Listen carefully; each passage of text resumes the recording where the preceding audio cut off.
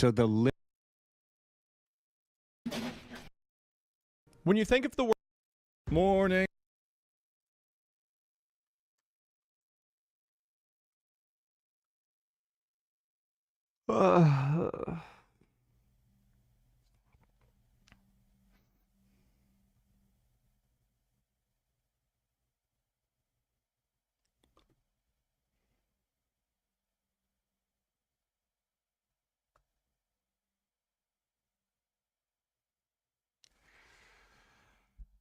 hello, you assholes. What the fuck are you all doing here? Ah.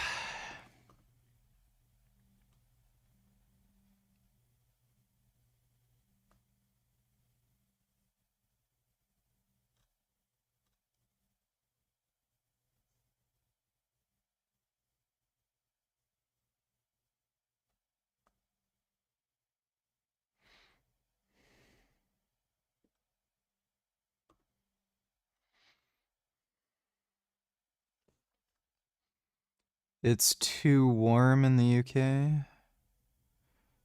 What's the temperature out there?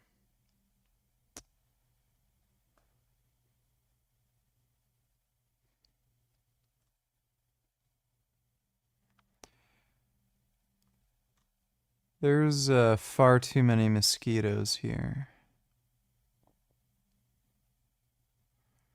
Far too many mosquitoes.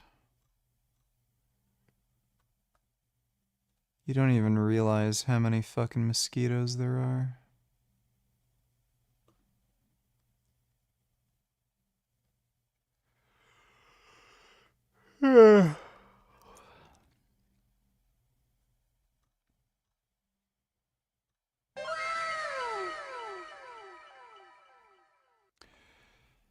My sister is asking me to donate to families in Gaza that apparently can't afford food. PayPal have them blocked, so it has to be through crypto scam. Yes, that is very clearly and obviously a fucking scam. Or illegal. Anytime anybody is asking for payments through crypto, it is either a scam or it is illegal. There's never any other alternative. So yeah. Absolutely.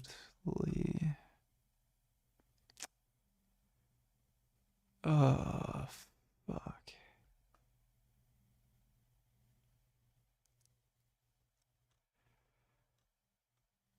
Dude, I was just working out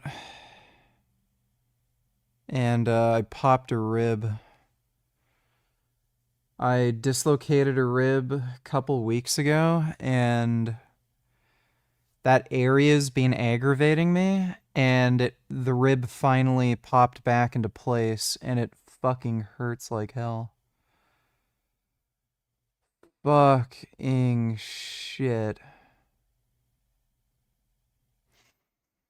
Oh, good. The Supreme Court told Trump he can't deport people anymore.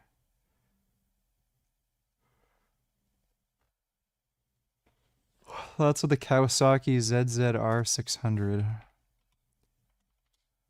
That sounds made up.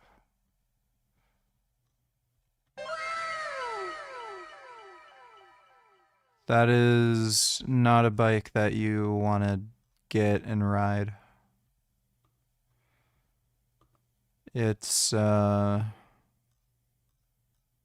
way too old. Don't bother.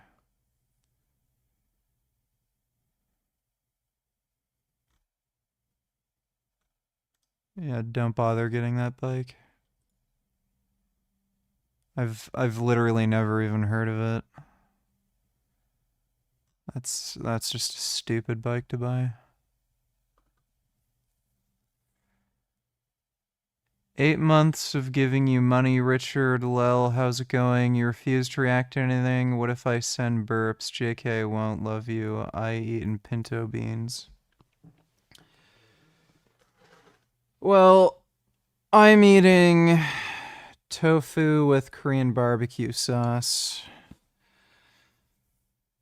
But, it's going alright. I'm just in a lot of pain and I'm fucking tired. Getting injuries to your ribs is highly, highly annoying. There's like if you hurt your wrist or your ankle or your leg or your arm, you can usually just lie down and just not feel anything, but when it's your ribs, it just constantly fucking hurts. But thanks, CDG.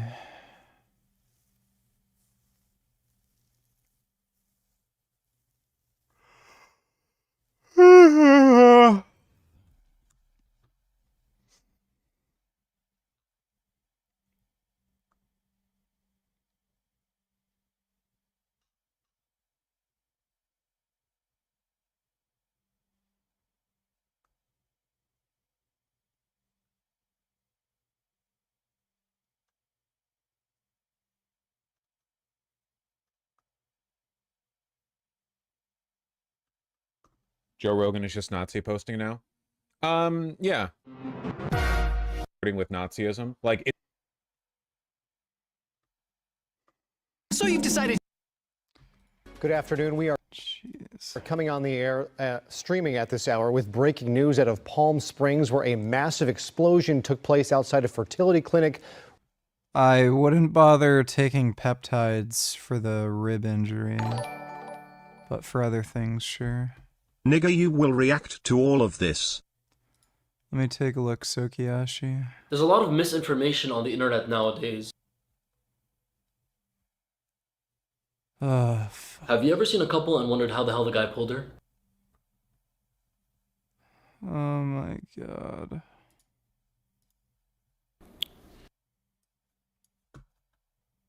Buddy, why are you making me watch this? Oh god, this is gonna be awful. Thanks for the donation, Sokiyashi. React to this and this and this.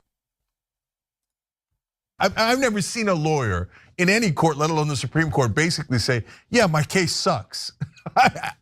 Like, he literally said his case is questionable. The fact that the conservative justices are even entertaining this is basically like the Alitos and the Clarence Thomases going, Donald Trump, you can come up with the dumbest thing in the world. And we'll go, maybe.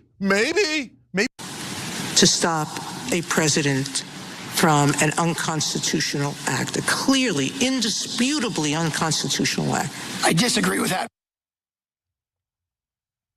The Supreme Court heard oral arguments today in a birthright citizenship was not meant for people taking vacations to become permanent citizens of the United States of America and bringing their families with them. All the time laughing at the quote suckers that we are. The United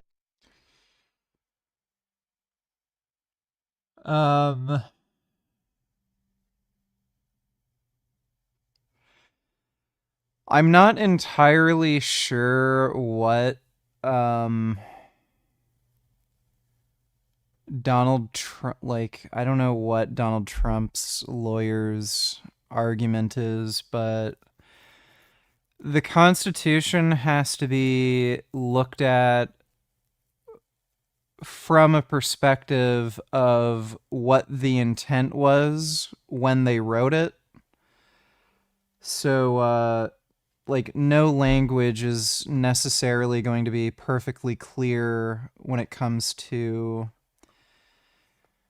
just how it's written. So, you have to kind of interpret it in a way that assumes some sort of intent behind the meaning.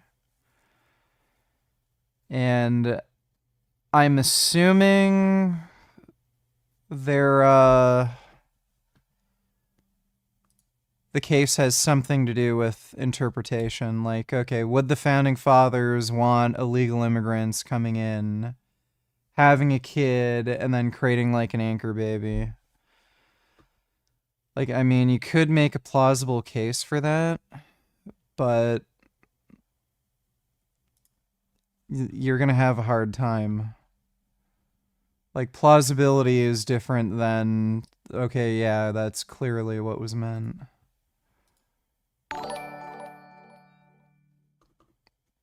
Nicholas donated $2. Did you react to Frank's last short from 18 hours ago? I'm not sure if I did. You're welcome. I'll look at it in a minute. Thanks for the donation, Nicholas. You mean like the Bible? Yeah, like the Bible. Thanks for the donation, Dodo. There's no one my age out in the clubs right now, just cougars at bars. Well, yeah. Young people don't really want to go out and socialize anymore, so it's pretty much all MILFs. As I search my heart today in addressing you all, my moral and political commitments guide me to say that the only thing that is appropriate to say in this time and to a group this large is a recognition of the atrocities currently happening in Palestine. So that was a message, the beginning of a message. We will show you more being delivered as a graduation speech by Logan Rozos at NYU that has resulted in, at least as of right now, the withholding of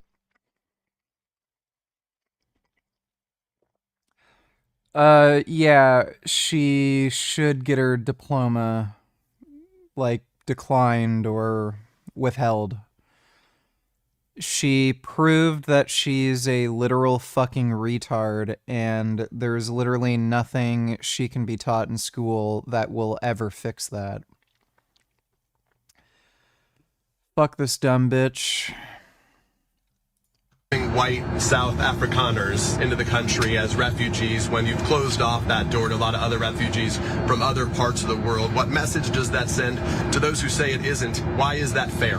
Well, I think if I see people in distress, I don't care.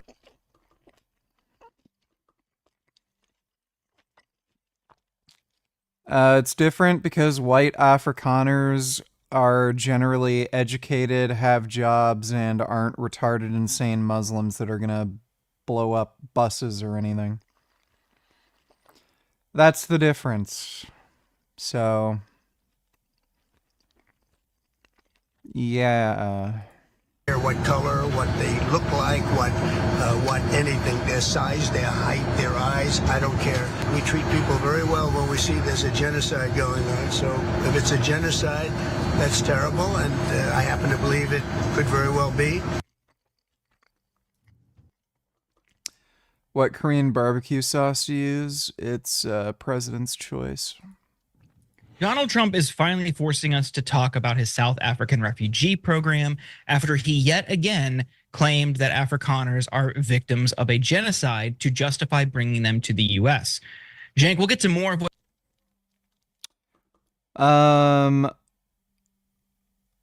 I wouldn't say they're victims of a genocide, but there's very clearly a high risk of there being a genocide, like in the future. What Trump had to say in a second, but first, what are your initial thoughts on this entire situation? Well, look, he just does not care about their race or their color at all. That's why he's allowing all the Palestinians. Oh, right, but. How in the fuck can Jenk say something like this when no Arab nation takes in any Palestinian refugees? None whatsoever. But to be fair, probably more than 53,000 people have died in the white genocide in South Africa, right? I mean, Jordan's gonna give us the numbers. I mean, it's got. Yeah, don't really care about listening to fucking retarded hacks. Let me see. Frank Tufano.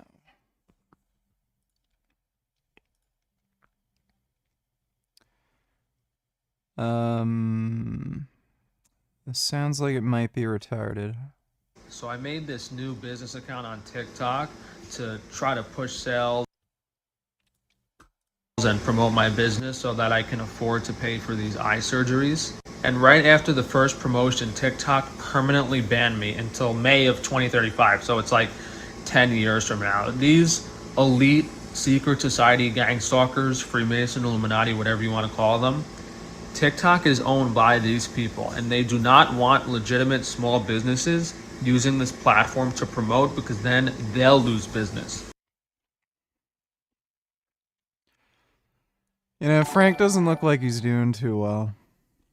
The Young Turks is off a clerics turds white people.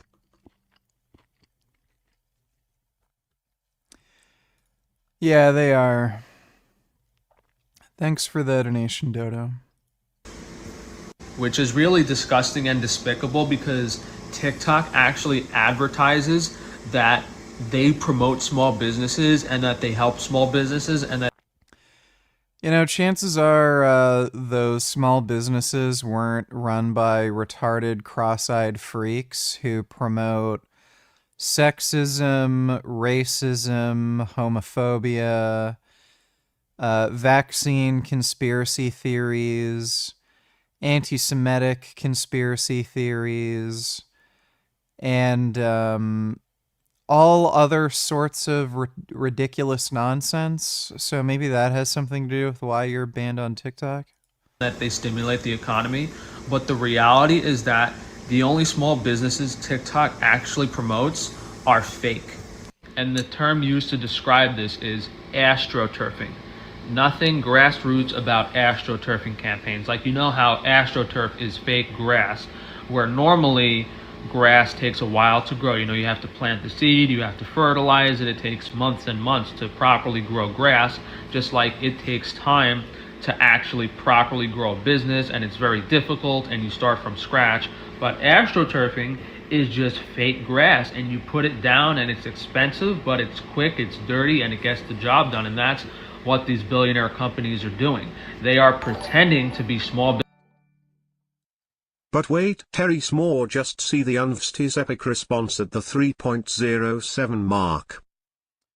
Okay, I'll look at that in a minute. Thanks for the donation, Dodo. Businesses, so that you're inclined to support them, because no one likes big business, no one likes billionaires, no one likes the bad guy. But if anyone has any amount of views on TikTok that's close to viral, like tens of thousands or hundreds of thousands, you know 100% that is a secret society owned business.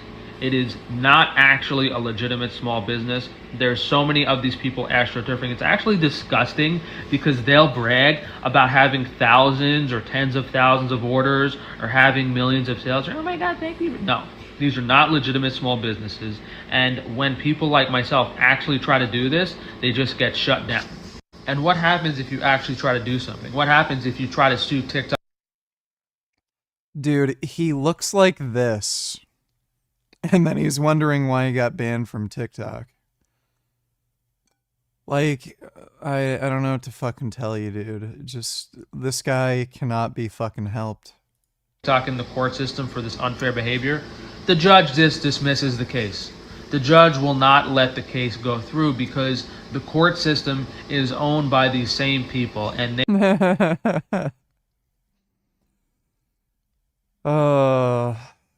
he's actually got schizophrenia. They never lose. They lie, they cheat, they steal. They are evil, selfish people, and the only way they suffer in any capacity is if they get exposed on social media and you guys actually support me. So I guess we won't be doing any promoting on TikTok, and hopefully you guys can help support my business, and I don't have to worry as much about trying to do as much as I can. Like, you would think it's a legitimate platform, but it's not. It's all. What a fucking dumbass. All right, let me see. As I 307. Young people that clearly enjoyed hearing that message. Don't do that. He concludes by saying, but at the end of the day, that's up to the university, whether they give him his diploma or not. You know, in fact, They can give him his diploma. It's not going to matter. Good luck getting a job. That was a stupid, selfish thing. Ruined the ceremony for a lot of families. Here we were trying to enjoy the genocide, and all of a sudden you come. I'm hungover and tempted to eat a burger. What should I eat instead, man? My willpower is low.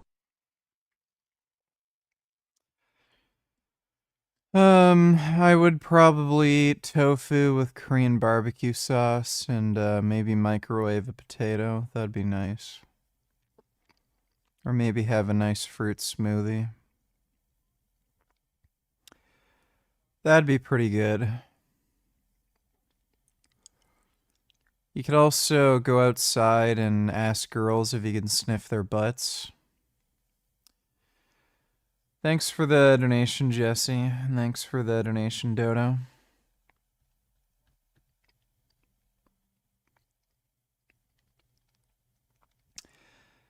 Many Afrikaners tried to debunk the white genocide. Well, I mean, there's not a genocide. You could say there's potential for one in the future because of all the insane like rallies and marches calling for the death of fucking white people. And crime in South Africa is just fucking unreal. It's just retarded. The political situation's gotten to a point where, like, you could justifiably give, you know, people living there refugee status.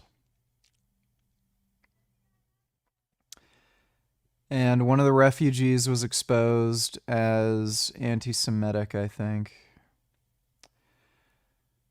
Yeah, I mean, that'll happen. How many fucking Muslim refugees do you think have come to the United States or Canada who are also anti-Semitic? So, yeah. It's kind of strange how the mainstream media is making that out to be a big deal when, one, they're promoting anti-Semitism, and two, these are the same people who are trying to advocate for the idea of allowing in more Muslim refugees. Guess what? Muslim refugees, pretty much 100% guarantee every single one of them are fucking anti-Semites. So, I guess it's only a problem when white people do it or something.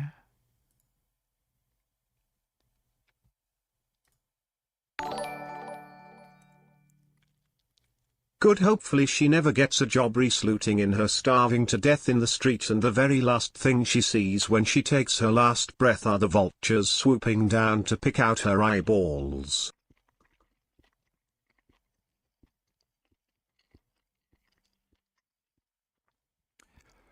Yep, that is definitely true. Thanks for the donation, Dodo. And so I figured it'd be a great idea for me and Clav. We have Clav over here. Say hi. How's it going, guys? We're going to be going over a bunch of different copes, softmaxes that you've seen online, misinformation.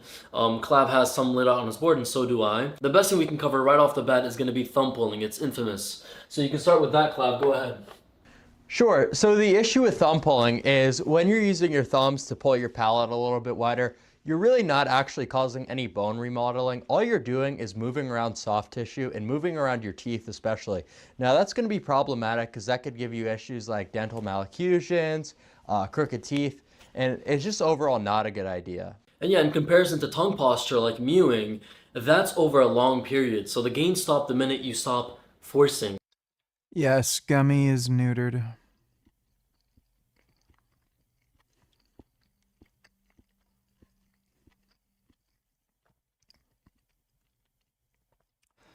Apparently, Logan Rozos got in trouble for speaking to call out what's occurring in Gaza as a genocide. I don't know who the fuck that is. Your thumbs up your mouth. And so with something like this, force is required over months, not just in minutes. There's just no real way to replicate distraction osteogenesis with your thumbs. That's an absurd thing to claim. It needs to be done with a traditional orthodontic appliance. whatever the hell he said. And on top of that, uneven force is going to work against you, right? It can make you asymmetrical. It can also mess up your teeth. And so thumb pulling is just not an option for anyone trying to expand their palate. You're better off getting surgical intervention and getting a palate expander, applied in your mouth. Moving on, we have zygo pushing, which is similar. So zygo pushing is even more ridiculous to me because you think about the anatomy of the human skull, specifically the upper jaw. The zygomaxillary process is all connected. So this entire upper jaw, there's no real way to isolate the zygos and push them into a better alignment. That's absurd. That's ridiculous. So zygo pushing is just another frail cope. It's just horrible. The bone is already fused to your face, so casual pressure is going to do nothing. That's right, yeah. Moving on, we have belt pulling or towel pulling. Belt pulling is extreme, as you can see here in this photo. It's just something you don't want to do because it's going to get you an overbite. You're going to develop an overbite because you're only working with the upper jaw here, right? Absolutely. So to expand upon that a little bit, the issue with belt pulling and towel pulling is you're raising your dental inclination. So basically what that means is your teeth are going to start to jet forward in a suboptimal way.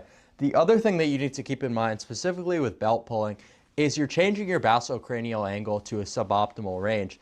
So just be really careful with all the pulling stuff. You could seriously damage yourself. Moving on, we have other methods, other copes out there like UDDD and NPR actually. Let's talk about NPR, Clav. The problem with NPR is your mid-palatal sutures are already fused. So there isn't going to be any growth if you're no longer a kid. So another thing that you need to keep in mind, guys, with a lot of these copes, and this is applicable to almost everything on the board, there is zero scientific evidence that NPR is correct.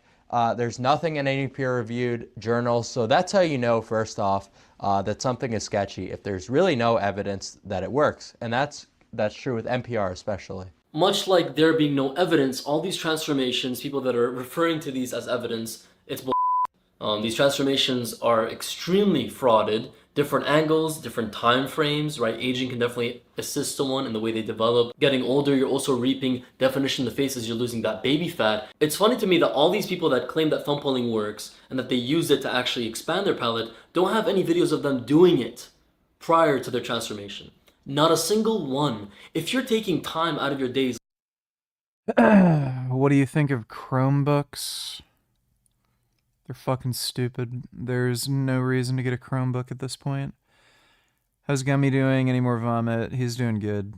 I don't know what made him throw up yesterday, but after he threw up, he seemed like he was having a bit of a tummy ache, not feeling quite himself, but then later in the day, he was acting normal, and then today just seems totally fine, acting normal. I fed him wet food today, and I gave him smaller portions to eat, just to make sure I don't aggravate his stomach, but he seems to be doing fine, hasn't vomited. Frank Tufano went vegan, only sold vegan stuff. Would you stop hating him? No, he's a fucking cocksucker. Logan's the student who was seen as the kid who said a stupid thing. Oh, okay. Did you manage to see the news? Former FBI Director James Comey got charged for calling an assassination call on Donald with a message by 8647. No. Might look into that later. That sounds crazy.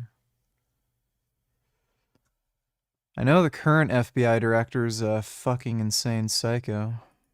He's like 30 minutes a day, 10 minutes a day, pushing your thumbs on the roof of your mouth, and you figure that it's actually working. Wouldn't you document that? No, of course not, because these are grifters. They're entering the space after they've seen that there's money to be made. That's true. So the other thing about transformations that you need to keep in mind is facial redistribution of the fat pads happens around 19 or 20 years old, right? And that's consistent. Maybe you should stop feeding your cat a vegan diet VG if it has the kind of health problems. Alright, well, why don't you come over and I can chop you up into pieces and turn you into cat food. Thanks for the donation, Dodo. consistent with the transformations that we've seen. So we see a lot of people posting their before pictures. They're 14 years old. They still have baby fat. They didn't do some insane debloating method. What happened was the fat started to migrate as their elastin decreases, as they age a little bit. So they attribute it to these random softmaxes that actually do nothing. So that line of thinking is called wishful thinking, and that's a huge problem.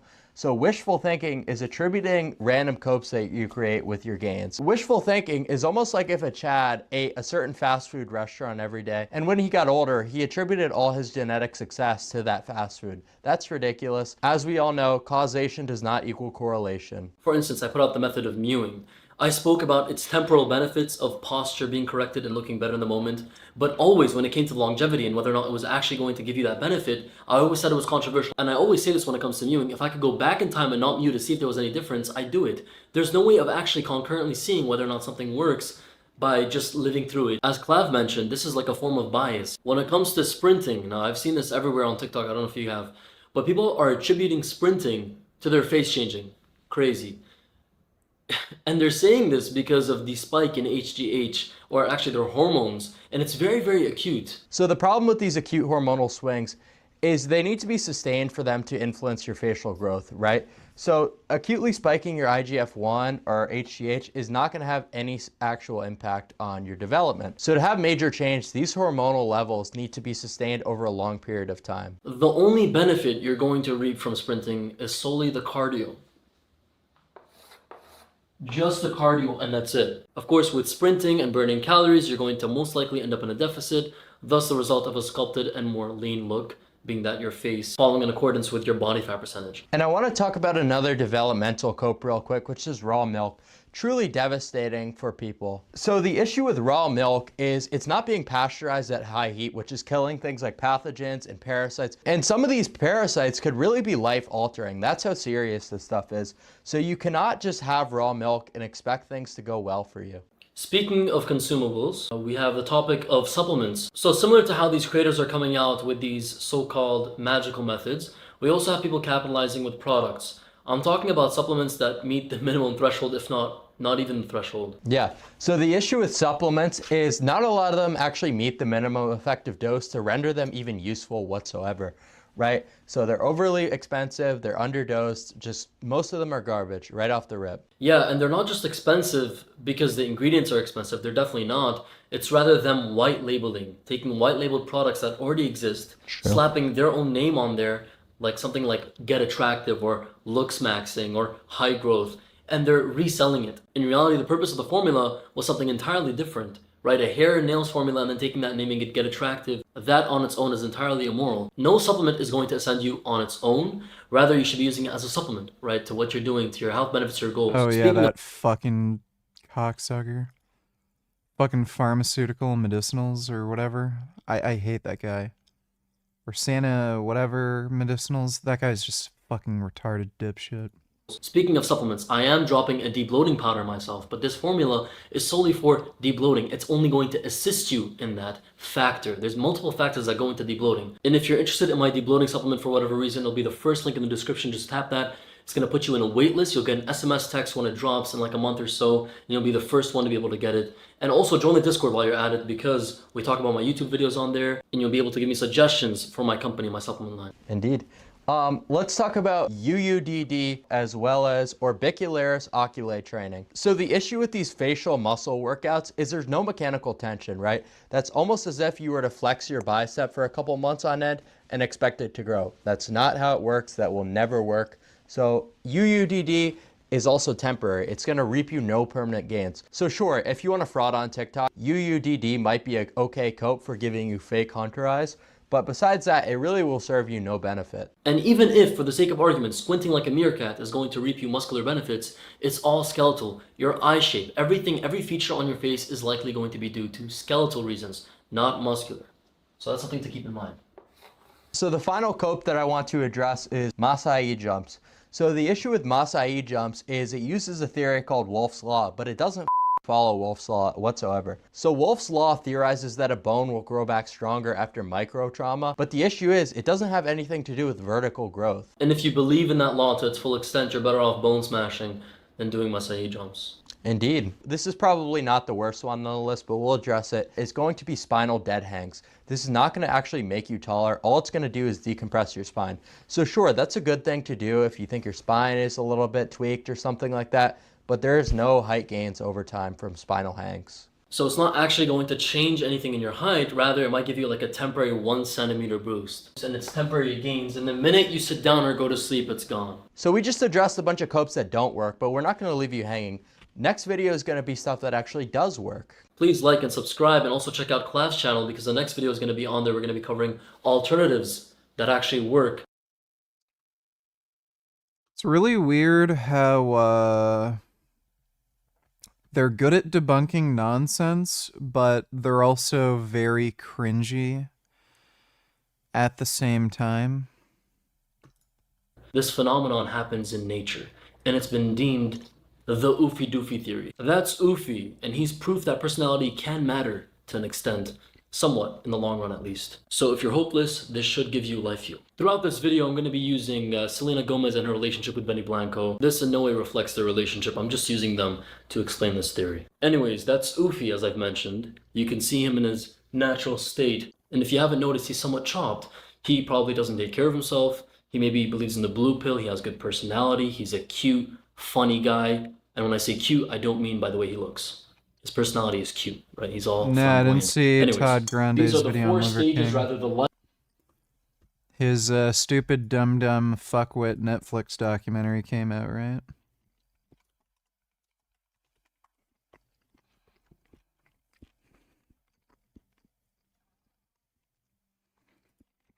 Hello. Alright, we'll watch that. Actually, finish this video first. life cycle of this theory in which Oofy is a subject, Chad is involved, and so is the girl. We're just going to call her Stacy. In the first stage, we're going to call it Chad or nothing. We have Chad with his arm around Stacy. Hypergamy is in effect, and as you can see here, he's thinking of other women that he can pull. Meanwhile, Oofy's in the corner thinking of her. She's in her prime, right?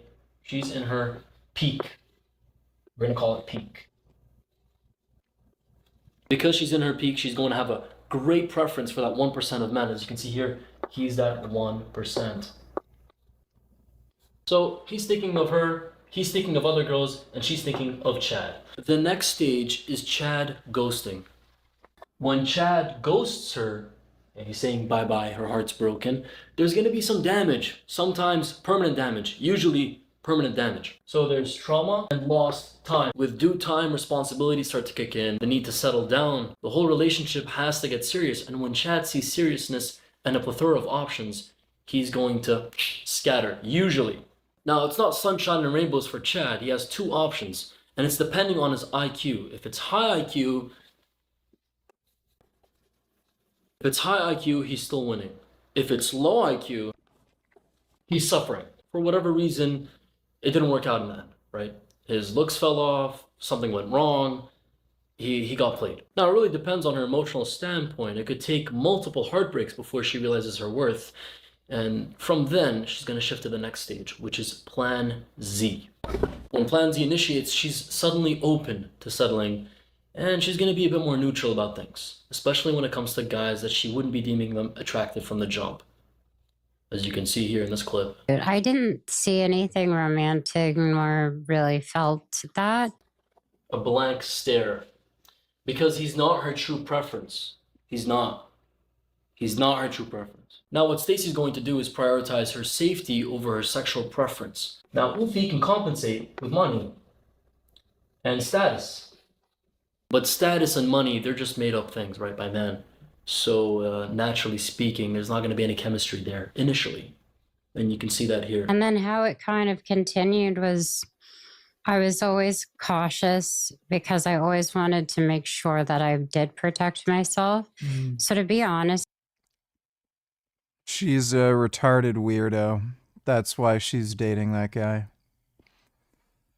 Just listen to her talk. She sounds like a fucking retard. That's why she's dating that guy. I was always cautious because I always wanted to make sure that I did protect myself. I wonder if she's gotten plastic surgery around her mouth because it looks like she can't open her mouth properly. Like, maybe that's why she's talking like this, because she can't open her mouth. Like, that's how she sounds. So to be honest, I didn't talk to him very often. I thought she hated him. Really? He's sweet. He's funny.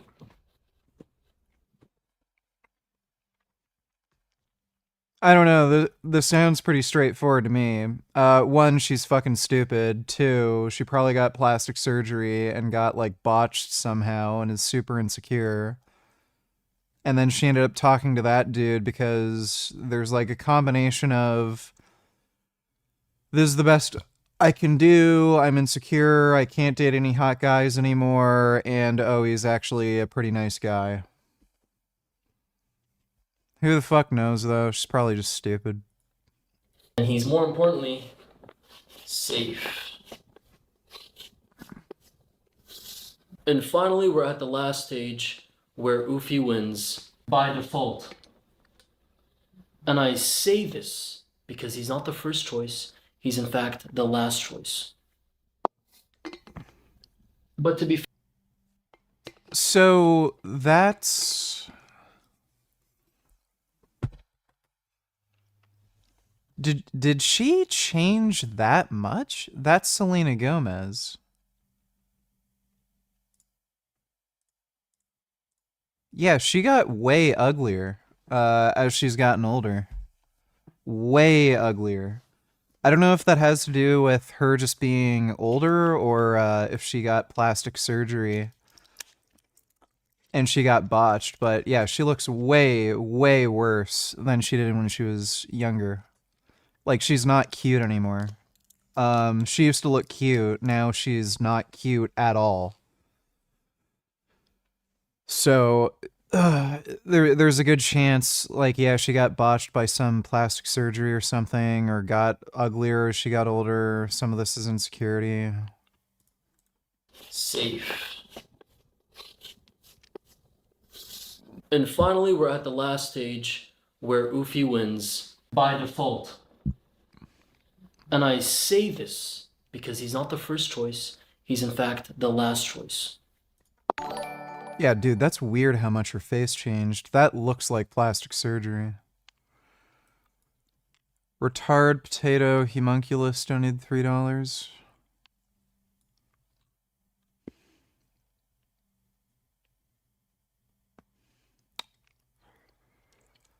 Well, if she was in fact the father, yeah, that's what the baby would look like.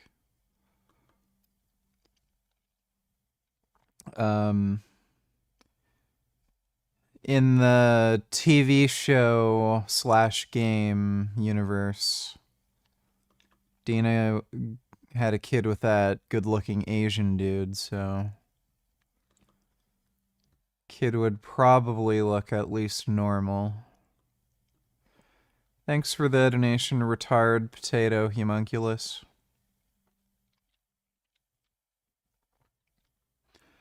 Tried to say before, Liver King got health issues and he was seen as morally bankrupt. Not just that, he looked up to con artists, plus he's also steroid user from what I found.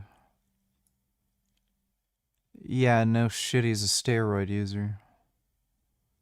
Like, you can tell just by looking at him. Like, have you ever seen a fucking meth addict? And being like, I wonder if he's on meth. Like, yeah, you can tell if somebody's addicted to meth. And he literally made a video admitting to it, so... Yeah, no shit, Sherlock. He takes steroids. We know. Do you know Hitler drank water? And apparently he also breathed air. But to be fair, he was chosen. A lot of guys don't end up being chosen, so it's a good thing on his part. Ufi didn't win the game. He bagged Stacy because he waited for all the players to leave the game. You understand? So yeah, people are gonna argue that he's the prize. That's because all the other prizes caused damage, emotional damage. I'm in a better place, but I don't know. Ufi doesn't dominate. Yeah, the changes to her face seem to align more with plastic surgery than just aging.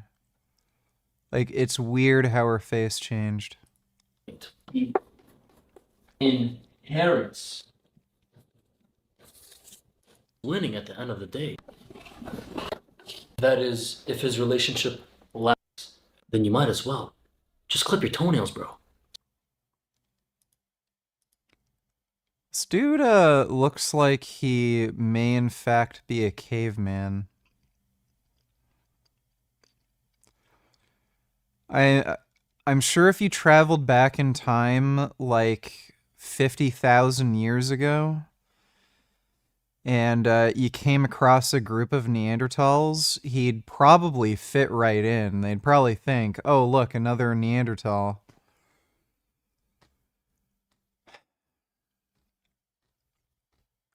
Weird.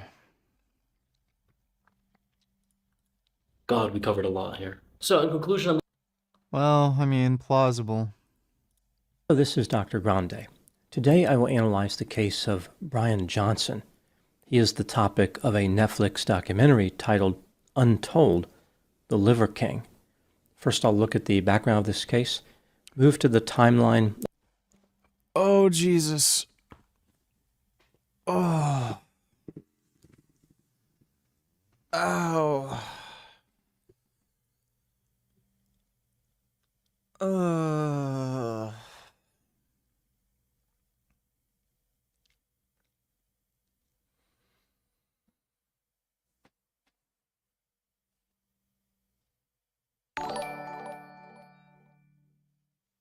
Here are some more awesome black pill mints.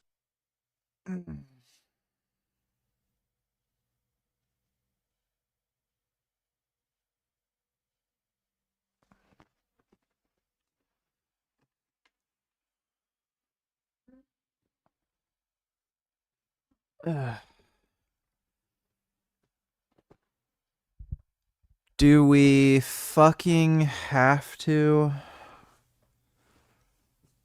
Like, for fuck's sakes? To get a decent amount of women.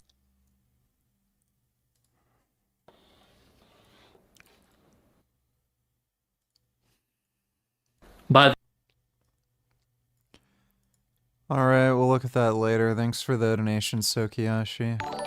Of the incident. React to this.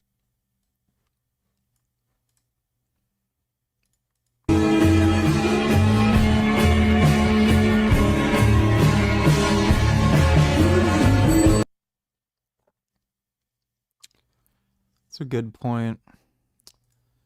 Thanks for the donation, nigga. No, I popped a rib, and it hurts like hell. Yeah, it feels like it's swelling up like crazy right now. Yeah, that's definitely swollen. Bro. Like, people who think God created mankind are some of the stupidest fucks on the planet. God created human beings. Why in the fuck did he design our ribs this way? Like, our ribs can so easily be broken or dislocated. It hurts like fucking hell and shit. It's so stupid. Why didn't he make our ribs out of, like, steel or something so they wouldn't break and shit, or just make them different so you don't have that problem?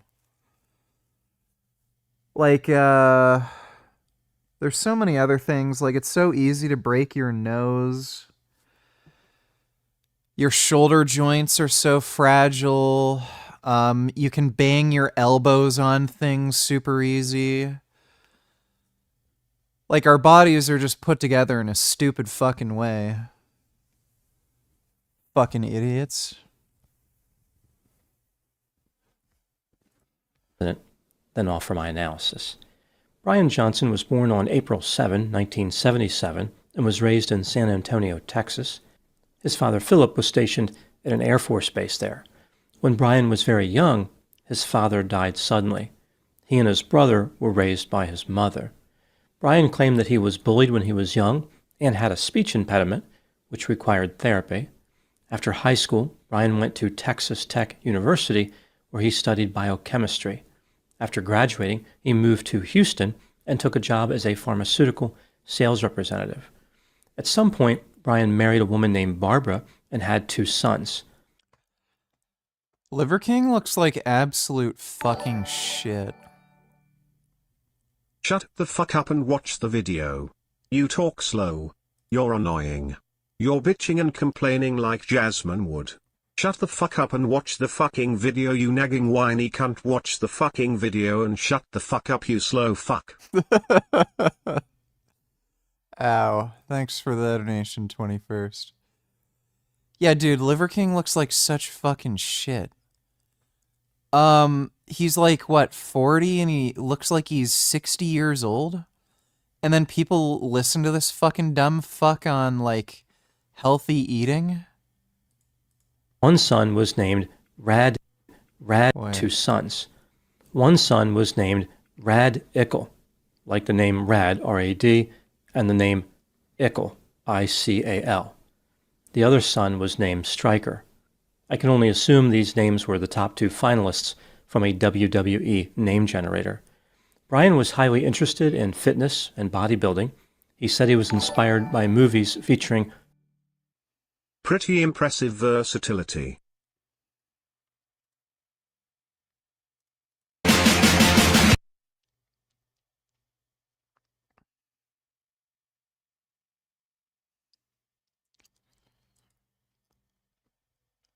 No, not really.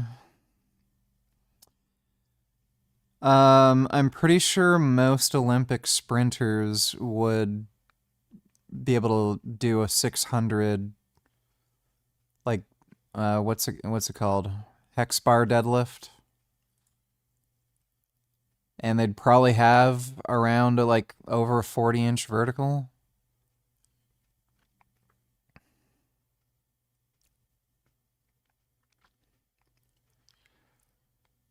He's not really doing any cross-training. Like, the only cross-training he's really doing is, like, the jogging, but it looks like he was only training to do a 5-minute mile. He's not training to, like, run a marathon, like, sub 2:30 or something.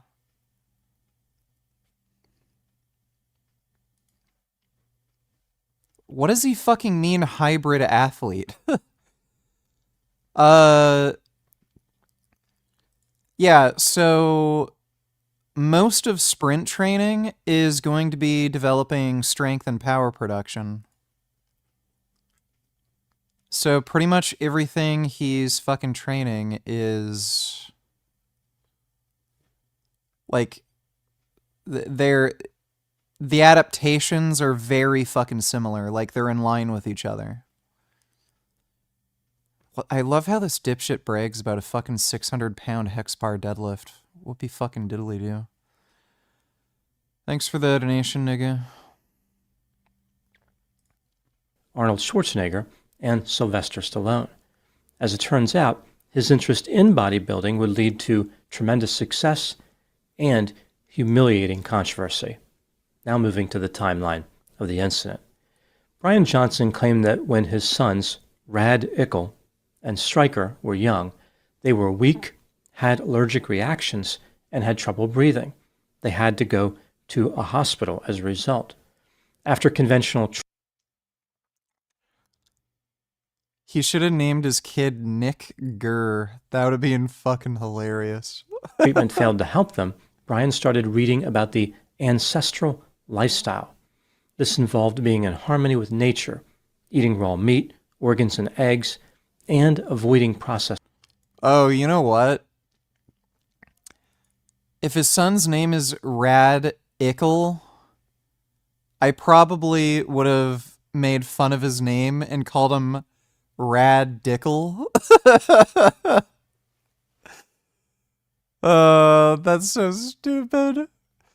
Yeah, they could call him Rod Dickel. Oh, what a fucking idiot. He thought it sounded cool. Oh, your sons are an embarrassment just like you are. Foods. He would later say that organs were really blanking awesome, and he became fixated on the liver. He said that all alpha organisms eat liver. In 2016, Brian started a company called Ancestral Supplements and sold organs in bottles. This, of course, included livers. He claimed that his new lifestyle was the solution. Retard donated $2. Let me see. Zionism is fascism, just like Nazism. It's an ethno-religious supremacist ideology that requires the extermination of the indigenous population. Yeah, that's why 20% of Israeli citizens are Arab. Israel supporters crying anti-Semitism sounds like ISIS defenders claiming Islamophobia. The conflation of Zionism equals Judaism is repulsive. What a fucking retard. Nobody cares what you say. You're just a fucking homo. Thanks for the donation, retard. To physical and mental health problems. In 2017, I'm not high. I don't fucking do like THC or anything regularly. Last time I did THC, it's like, I think 2 or 3 weeks ago once because I was having sleep issues for several days at a time. And then before then, it was like months. 2017, Brian started calling himself the Liver King. His family members also adopted nicknames. His wife Barbara was the Liver Queen. His son Rad Ickle was Liver Boy Rad. And his son Stryker was Stryker the Barbarian.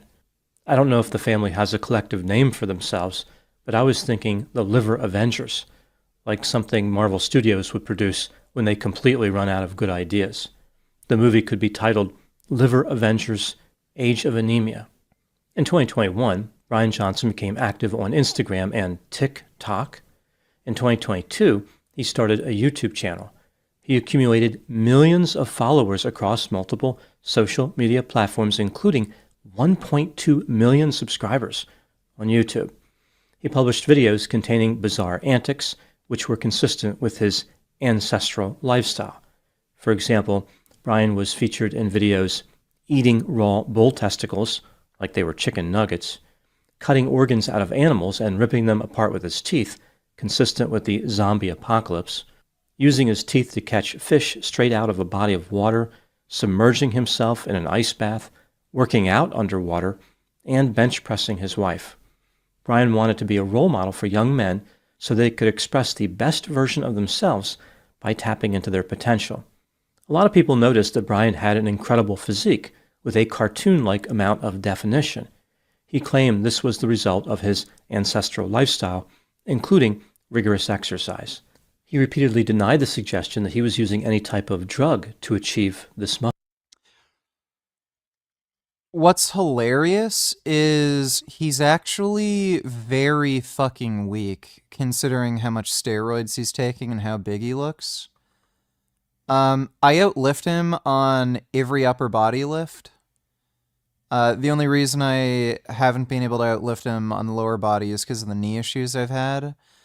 But the guy has like a 405 max squat, which is not very good considering he's on a ton of fucking steroids.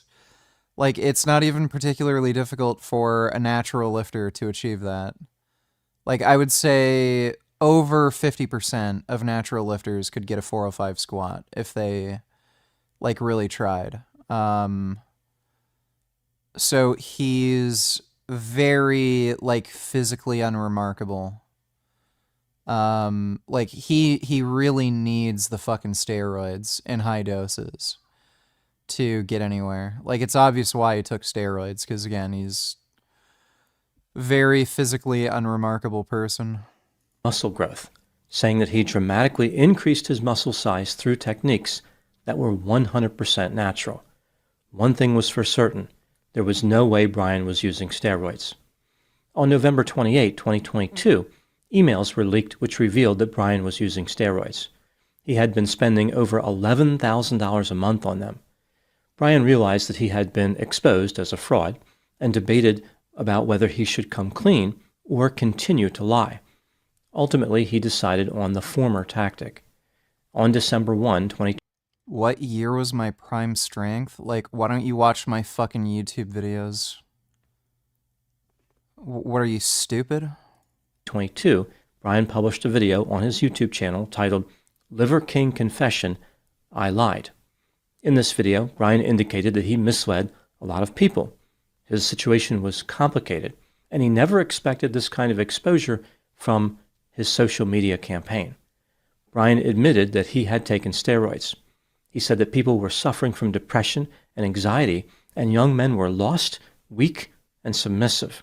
Essentially, Brian was trying to argue that he may have lied, but he was trying to help people. Brian said that by taking steroids, his liver enzymes went sky high. Ironically, the Liver King almost ended up being the liver killer. Toward the end of the video, Brian argued that his low self-esteem also contributed to his bad behavior. Not surprisingly, Brian's apology video was not well received. Many people believed that he was not truly sorry, minimized the effect of his deception, and tried to make excuses for his behavior. At the time I'm making this video, Brian Johnson continues to operate a supplement business, even though his reputation sustained serious damage. This guy just looks so fucking ridiculous. I don't know why anyone at any point took this dipshit seriously. Now moving to my analysis. Here are my thoughts on a few areas that stood out to me in this case. Item number 1.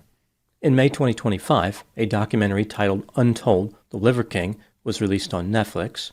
It featured Brian Johnson engaging in behavior which was typical for him, like eating raw meat and organs. There were many surprising scenes that would undoubtedly capture the attention of viewers. Brian briefly talked about his past, including his origin story, the one where his 2 sons were sick, which led to the discovery of the ancestral lifestyle. He promoted his supplement. That, like, considering how he lies about everything, that story's probably made up. Business and talked about how massively successful he was. As far as the steroid scandal, there's this sense that Brian was very confused after he was caught. He didn't really know what to do and may not have been satisfied with the apology direction he selected. In a surprising move that seems to run counter to the idea that he was sorry for apologizing, Brian confessed to multiple offenses, which did not appear to be tied in any way to the steroid use. He revealed a scheme where he had defrauded GNC, where he worked years ago. According to Brian, he fraudulently returned empty bottles to GNC stores using receipts that he had printed. He also confessed to printing money and producing drugs. Evidently, he created drugs using his knowledge of chemistry. Toward the end of the documentary, Brian engaged in this bizarre and erratic attempt to reinvent himself. He embraced vegetables, said that he had been a zombie, and talked about how he had new freedom where he did not have to lie. Brian admitted that he had no idea what he was doing. This was probably not news to most of his viewers. Brian was trying to salvage his reputation, but this was a missed opportunity. He could have come clean in the documentary and educated people about the dangers of trusting con artists. Instead, he tried to play like he was broken, pathetic, and confused. He implied the issues surrounding the scandal were complicated. Nothing could be further from the truth. Yeah, sounds like victim narcissist. This was a simple case of a con artist who was caught. Item number 2, Brian Johnson has 9 ancestral tenets that he promoted to his audience as part of his theory for healthy living. The tenets are life forces which have nourished people for millions of years. These tenets were briefly touched on in the documentary, but Brian provided more details about them on his website. Here is a summary of the tenets. The 9 tenets are as follows: sleep, eat, move, shield, connect, cold, sun, fight, and bond. Sleep is straightforward. Brian indicated it was important. Eat means to consume raw meat and organs. Move means exercise a lot, just like Brian does. SHIELD is about avoiding dangers like Wi-Fi, electromagnetic fields, and man-made poisons. Brian indicated that it was critical for men to keep cell phones away from their genitals. I guess to make sure their genitals won't join a group chat. It's not clear. Connect means to be connected to the earth, like walk on the grass with bare feet. Cold simply refers to being exposed to low temperatures, like taking cold showers. Sun means exposure to the sun to get vitamin D. Fight is basically just changing one's routine, like brushing one's teeth with the other hand or sitting in a different chair.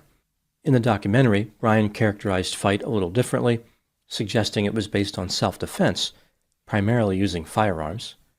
Bond is about connecting with others, which gives meaning to life. The theme of the 9 tenets is the value of the natural world and living like people used to live many years ago. Item number 3. On his website, Brian expressed his views about masculinity. He discussed the toxic man, which is not a masculine man. The toxic man is a beta or a subprime. Brian claimed this man is a victim living in his mother's basement who does not take responsibility to create internal value. He doesn't respect himself. The toxic man blames everyone else when women reject him, becoming more interested in video games, social media, substance use, and self-hate. Brian doesn't like the idea of the word toxic being paired with the word masculinity. He views toxic and masculine as opposites. I imagine this is part of his strategy to appeal to young men, particularly those who have trouble establishing romantic relationships with women. Brian attempted to represent the ideal of masculinity, the perfect man, healthy, sensation-seeking, biceps the size of things. Yeah, he's clearly not fucking healthy. You can tell just by his face. Is Dr. Todd Grant a psychopath? No. He can be a bit of a dipshit, but wouldn't call him a psychopath. We already reacted to Frank. Thanksgiving turkeys, nature-loving, a collector of firearms, and a connoisseur of bull testicles. Item number 4. What do I think happened in this case? This is just a theory, my opinion. Brian Johnson perpetrated a type of scam that is common in the world of alternative treatments.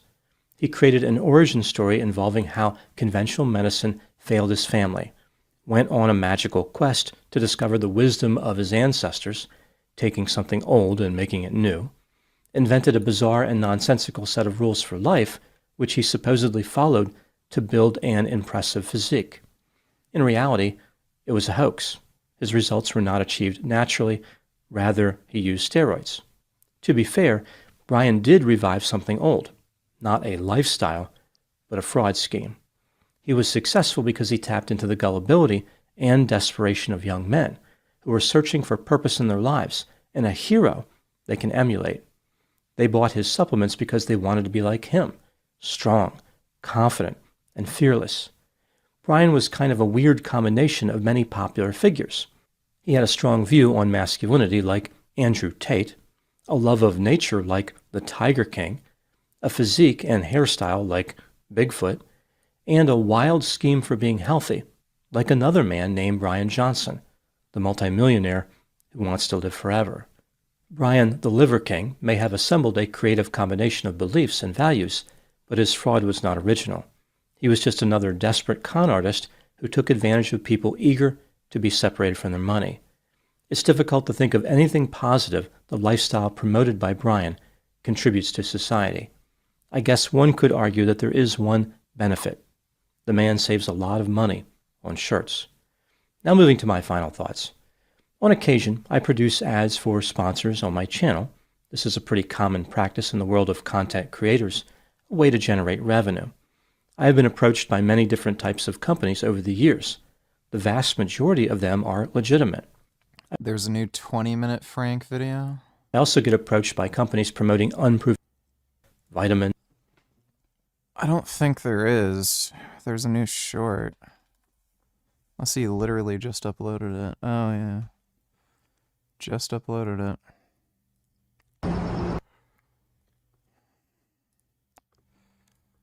Orbital reconstruction 1 week update. Holy fuck, his eyes are like the opposite of cross-eyed.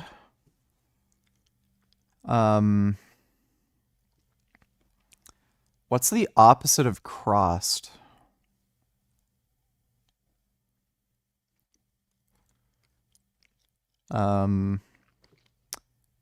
Repelling. He is, yeah, I guess googly-eyed.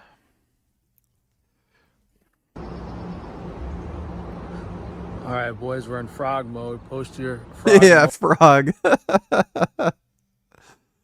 Oh, this is retarded. Emojis in the comments.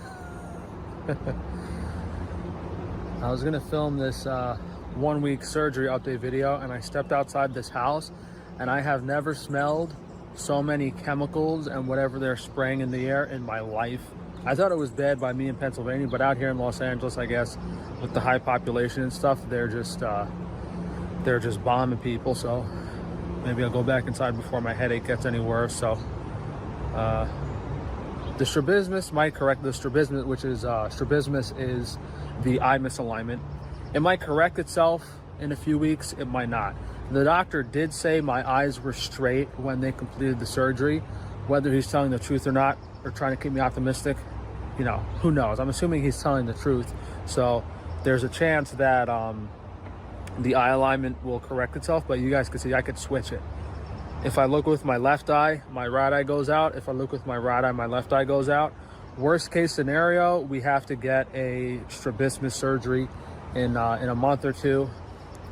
And I don't think we're gonna get any other surgeries moving forward. Some of you guys talking about my lips. I wear my retainers, which kind of make them look a little puffy. But I've been feeling better these I think he got more lip injections. His lips look swollen. past few days. When I went to see the doctor on Thursday, in the cab ride on the way back, I got really sick and nauseous and had to lay in bed for 8 hours, but I think that was just the combination of my eyes being dizzy and me being motion sick from the car. So I'm definitely still feeling a little motion sick, a little dizzy. I was supposed to fly back 2 days ago on Thursday. It's now Saturday. So we're staying here a little longer. I don't know if I'm going to go home Tuesday or if I'm going to stay another week and see if it gets... You know, I think he might be on steroids again. His neck is suddenly way thicker than it was before. And the muscles around his jaw look a lot bigger and more developed. I think he's on steroids again. It's any better, but at this point I might just have to... You can also see he has like some acne on his face when he doesn't normally have that. Man up and get on the plane. We'll put my phone down, give you guys a little view. Yeah, I should have done this on a nicer day, huh? Should have done it yesterday, or maybe tomorrow's going to be a lot nicer. But maybe we'll film one more video for you guys for the view. Yeah, so we had our 1 week follow-up appointment with the doctor 2 days ago on Thursday. And he said, you know, it's still a few weeks of recovering and healing to see how things turned out. But the surgery went extremely successfully, just about as good as it could have. And I can't say enough about the difference in demeanor between the first surgeon who messed up my eyes in the first place, Dr. Taban. Just the overall attitude and how everyone around him acted. And Dr. Raymond Douglas, who did this surgery, has a team of excellent, smart, kind, experienced people working with him. I'm convinced he is the best eye doctor in the business. However, he is more on the reconstruction side, and he does more fixing as opposed to actual plastics, like initial plastic surgeries, which means that he sees a lot more of what can go wrong, and they're very conservative and smart about what procedures they recommend certain people to do. So I forgot the Indian guy's name, but I didn't actually see Dr. Douglas last Thursday. The guy's really busy. I saw his like, I guess maybe his second in command or one of his assistant doctors, who is also a very experienced surgeon who does a lot of reconstruction stuff. And I didn't actually realize how many of these surgeries they did.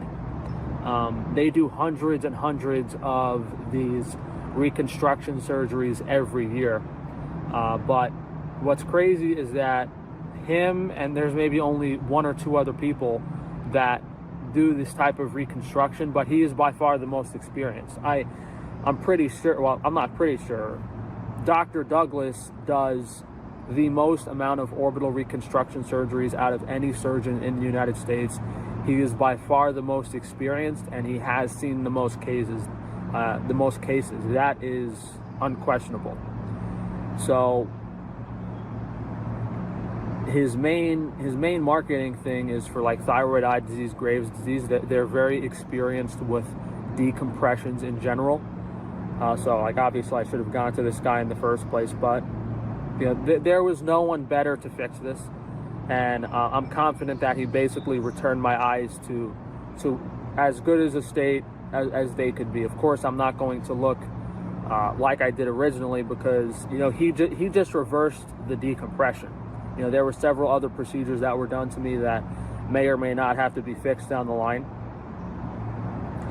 But I think the main dizziness and issues I'm experiencing now are due to the eye misalignment. So that's the main thing we're hoping is going to get better. There has been a slight pressure in my eye area in my head, which has also slowly been getting better, and it is pretty much completely gone. But yeah, I still get really seasick and nauseous and dizzy when I try to walk around or anything.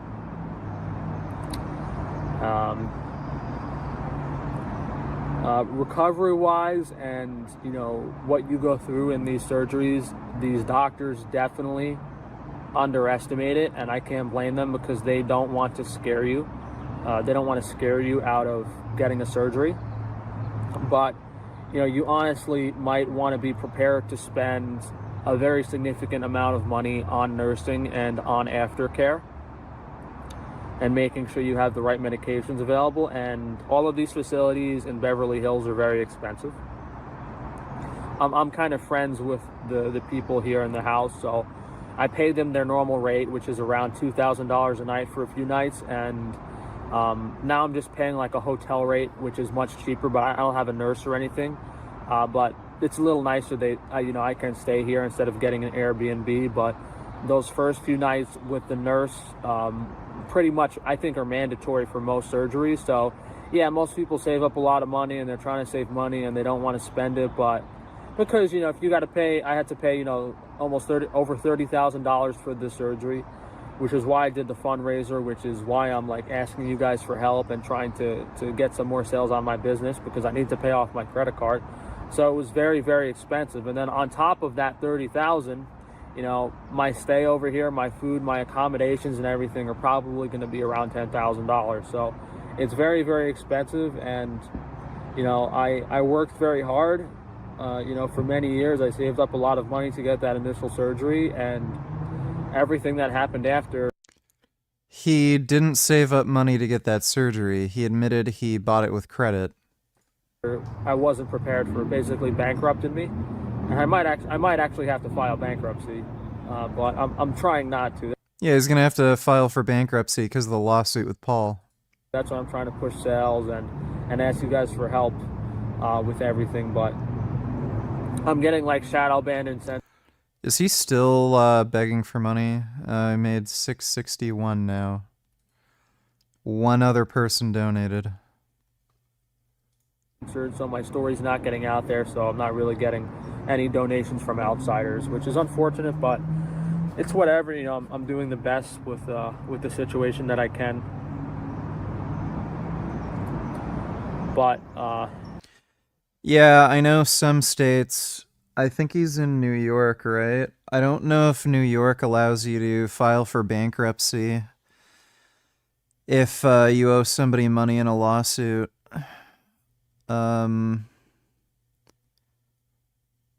Yeah, I don't know if he's gonna be able to claim bankruptcy. He's probably just gonna be broke. What a dumbass.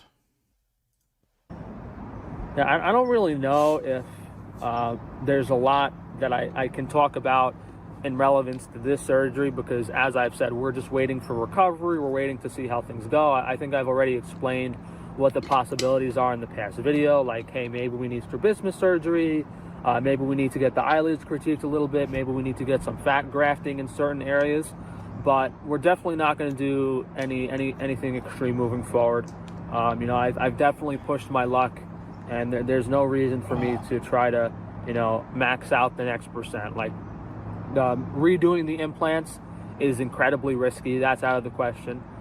That's something I talked to the doctor about on Thursday, and he educated me on how risky and how dangerous the implants in these areas are, mainly due to the nerves and the location of tendons. So that's completely out of the question.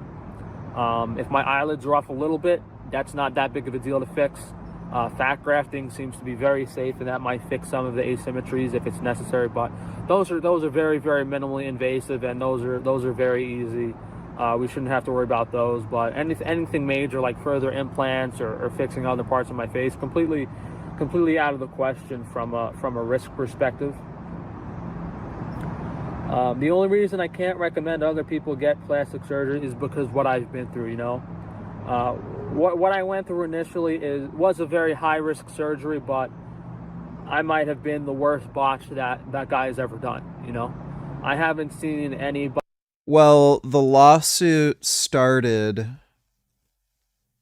when Frank was in New York, and his business was incorporated in New York, so I'm pretty sure it's through New York.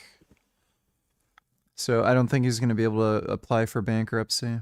Botches worse than mine from doctor to bond. So, you know, how crazy is that? You go to the best plastic surgeon, the most famous one, and you end up being his worst botch case ever. You know, don't remove that from the realm of possibilities.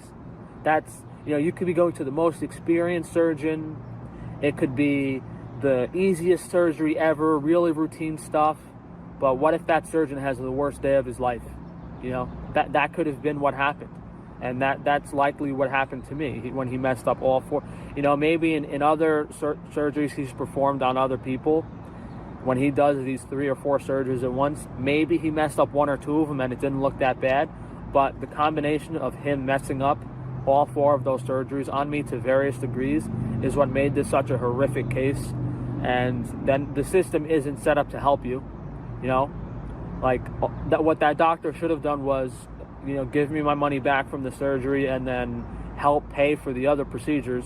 Instead, it was the opposite. You know, I'm still like going after him in videos and trying to get some compensation, but it's really corrupt and it's disgusting. And most people were in worse situations than me. I was fortunate to have some money saved up, which I spent on these surgeries trying to correct my vision. So you'll just never be ready for the worst case scenario. He keeps contradicting himself. So he said he paid for the original surgery with credit. Then he said he paid for it from his savings. Then he said he had to pay for these surgeries with his credit card. Now he's saying, well, luckily I saved up money. So which is it? Like and then he's begging for money. Like, what's he asking for? $400,000? So you had money saved and you could afford this, but you're asking for $400,000 when, in all likelihood, all of these medical bills probably don't total anywhere near that much. So he's just fucking lying about everything. Frank is such a fucking idiot. Like, he can't even lie right. What a fucking moron. Scenario, you know? I was like in my head, oh, maybe just 1 or 2 revisions if he messes up the first surgery. And here I am 10 procedures later still talking about getting more surgeries to fix this. So it's really, really unfortunate. I was thinking last night, the piece of advice I would give to people, if you're so unhappy with your appearance that you're suicidal, then you can get the surgery. And even then, I would still only go to the best surgeons, which are very expensive. So if you're so upset with your appearance and you're unhappy and you're literally suicidal, then technically you have nothing to lose. That's the way I look at it. And going into that first surgery, I was kind of in that mental state where it's like, all right, what's the worst case scenario? I'm very unhappy anyway, so can it really get worse? You just have to be very objective and be 100% certain that you are in a negative enough mental state that it can't get worse. That's where you have to be, in my mind, to go through some of these surgeries that have such high risks. Now, I don't know, or I'm not aware of Dr. Douglas or anyone he works with that have botched people as badly as I've seen Dr. Taban. Oh. And he also works with Dr. Masri, who does more of the cosmetic side of things. So Dr. Douglas does like the orbital stuff, the reconstructions, the decompressions, and then if there's any sort of like plastic surgery element or some aesthetic stuff, Dr. Masri works on that end. But I want to emphasize that these are the guys, and this group of surgeons are the ones that are fixing all of the mistakes of these other surgeons. And some of this stuff is really high risk. And when you're going into this, you have to understand that if you did have a botched surgery, that it's very, very uncertain. These guys don't want to guarantee results, and they only want to work with people that are very open-minded and understand the gravity of the situation. Like, you know, this first surgeon messed you up really badly, and we honestly don't know how it's going to be until we go in there and try to fix it. So, you know, they're the only guys that know how to deal with this type of stuff. And, you know, you got unlucky the first time you rolled the dice, so, you know, I guess you got to roll them again and see if you can get a little luckier. So I think in my scenario, it was like the opposite. Like, I got super unlucky on the first procedure. I got really horrifically botched, and then I lucked out in a sense that the botch was very easy to correct and fix. You know, the procedure was very smooth. It went very easy, and they were able to reverse the problem of the decompression being overdone. Now, was that initial set of procedures what I should have gotten done? Like everything besides the medial decompression, maybe. Like maybe if he did a slight lateral decompression and then the other aesthetic stuff, you know, I think that's pretty close to an ideal outcome for me. I think it might be much less risky to do everything besides the decompression first, and then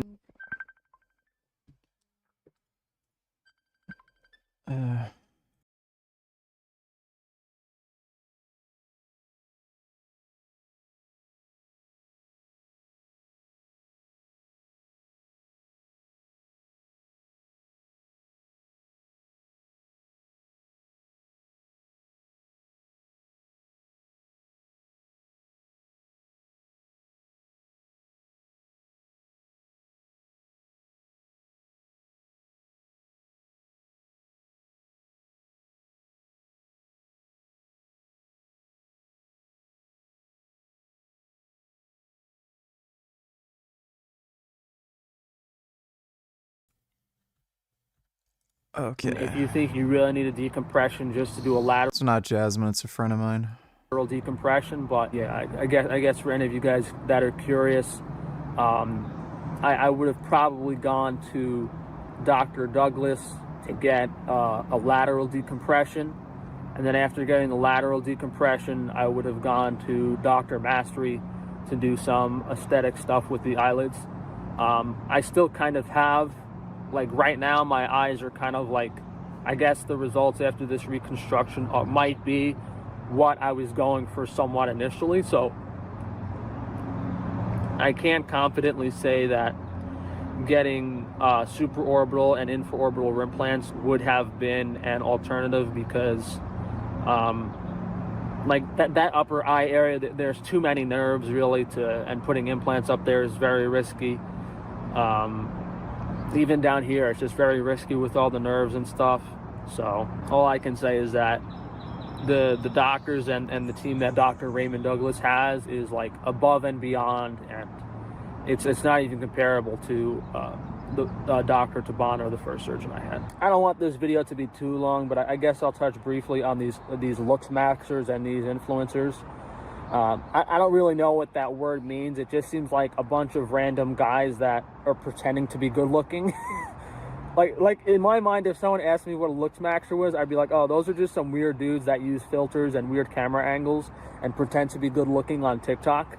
Like, that's in my mind what these looks maxers are, because none of them have actually gone through any surgeries or any procedures or have any real world experience or understanding in anything relative to looks maxing, which, you know, in order to be an attractive person, you know, there's elements of diet and exercise and plastic surgery, and none of these guys have any experience in any of those fields. You know, you would assume you'd want to go to like the smartest guy in health and nutrition and the smartest guy in plastic surgery. So to me, what I've been through and everything I've experienced makes these guys look like a bunch of fucking idiots, and I would never take any advice from them. But if I had to recommend or suggest surgery and things in general, you know, hopefully your eye area is good enough that you don't have to touch it, because you have to be a complete suicidal nut job to go into a surgery that has a risk of going blind. Like, it's so crazy to risk your vision compared to all of anything else you could do on your face. Like, that's the big wild card. Like, that's the big outlier. The main crazy factor in all the eye procedures is, oh yeah, by the way, you can go blind. So if there's any other element of your face you can fix, whether it's your jaw, your lips, your nose, I would absolutely do everything else before even touching your eye area. And then when you do, because of the I mean, any sensible, rational person would, you know, probably think that. It's funny how he even has to say this. It's like, you know, if you had to commit suicide, the last suicide method I'd ever choose is cutting your dick off. Like, I'd shoot myself in the head, jump off a bridge, hang myself before I'd consider cutting my dick off. Like, yeah, you don't say. Do you want me to give Joey a couple of tender kisses for you? I wish you could feel how silky he is, and experience the feline that is Joey. It would be healing. I would love that. I really need a nice, soft, cuddly kitty right now. Thanks for the donation, Thee Than Thou. risk of those procedures, you definitely want to go to the best guys in the business and spend whatever amount of money you have to. And I guess I'll touch on it briefly. The orbital box osteotomy, the Lefort 19, these ridiculous procedures. There's only one simple thing to kind of debunk those is, you know, you're breaking someone's face and moving parts of it. You know, you can't do the whole face. All right, it's not realistic or natural or anything that's going to look good. You know, you're breaking the person's orbital and stretching it. You know, you can't stretch their lower face, you can't stretch their jaw and chin, you can't stretch their forehead. What do you? Why don't you install some magnets in the dude's skull and start stretching it? Like, there are some things that are so beyond ridiculous and invasive that they're completely out of the question, and those are the procedures that I consider. And I believe that, you know, you have to work with some degree with what God gave you, and you have to try to make your features complement your face as good as possible. So I was in a weird spot where the only thing I really needed done that could be fixed in any capacity was my eye area. And I got a little unlucky. You called us black pillars wackos during your Wheat Waffles debate back then, but we predicted both Frankie's and your situation with 100% accuracy. We smelled your divorce and Frank's results from miles away, but you wouldn't listen. Determinism rules. I don't think anybody like, black pill ideology had nothing to do with my divorce. Thanks for the donation, though, stupid.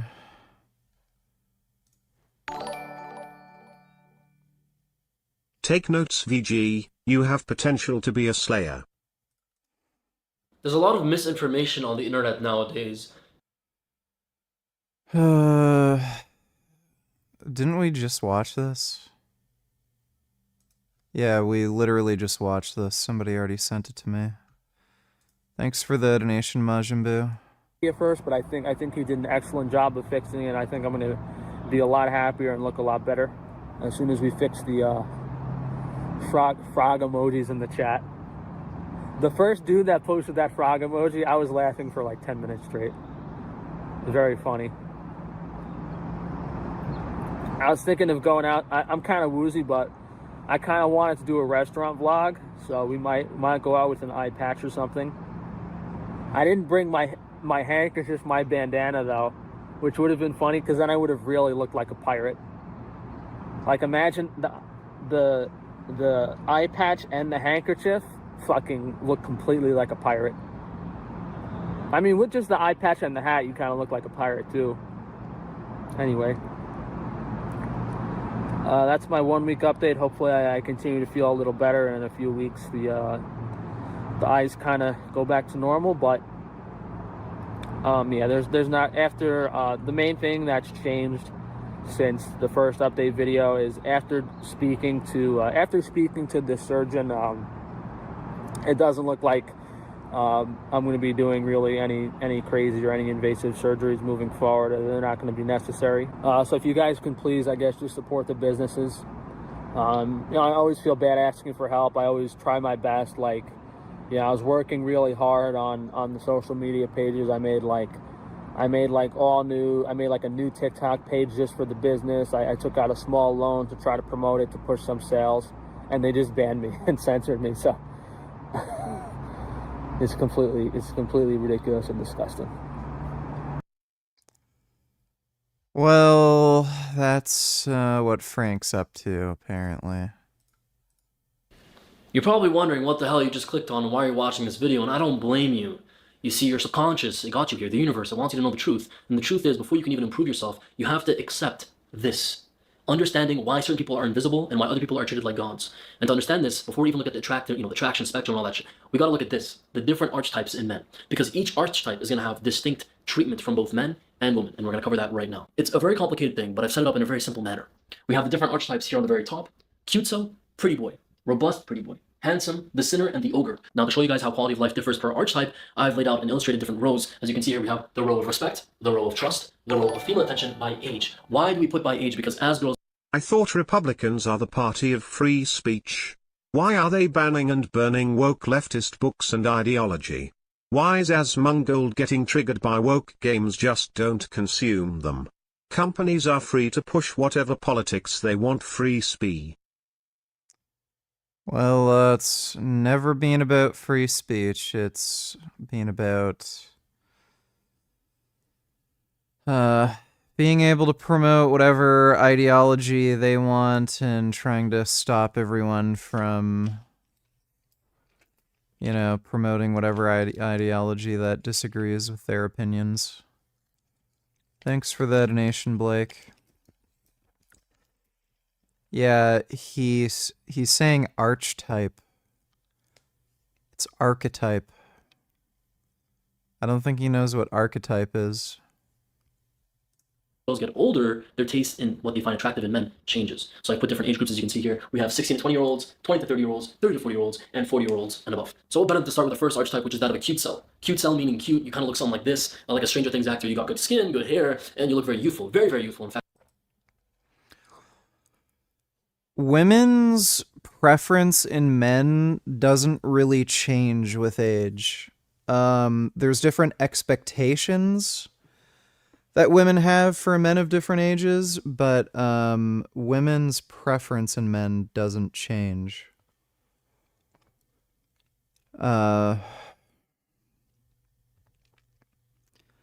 So I would totally disagree with this like interindividually, your sexual preferences can change. So people can become more gay, more straight. You might end up liking black girls more, Asians more, you know, something like that. But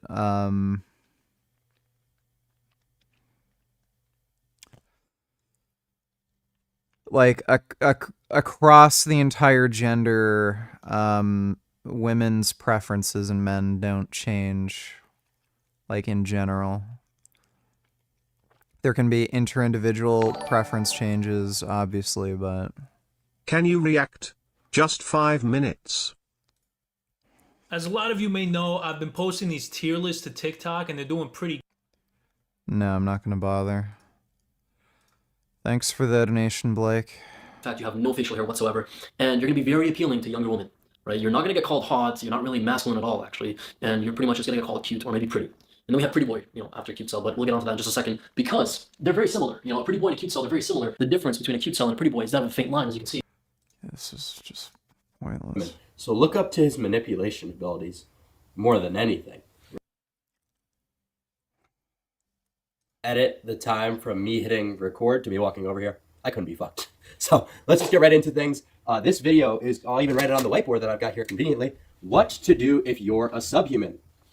So according to the black pill, you know, people would say it's over, whatever. Some people would tell you to look max. But let's talk about the real answer of what you should do if you are actually someone who is subhuman, right? Someone who's below 2 PSL. So I want to talk about expectations. If you are subhuman, you will never have a good quality of life. If your starting base after puberty is realistically below even 3 PSL. It's a quite brutal world out there. But I want to explain a few concepts in this video and explain kind of how you can optimize your misfortunate life. So the thing that you need to realize is with looks maxing, what's achievable is not a huge increase in percentiles, right? So even with the most black-pilled surgeries, even with the most intensive looks maxing, maybe you could gain 2, and in an insane case, 3 PSL. So if you are someone who is extremely, misfortunate in their looks to start out with, you know, you're 2 PSL, you go to 4 PSL, but if the only thing that you focused on from the time that you started on your ascension was your looks, and that's all you have to offer, 4 PSL is still going to do fuck all for you, you know what I mean? So that's why you shouldn't only looks max if you're a subhuman. The thing about, so that's percentile wise, right? So you're only gaining a small percentile.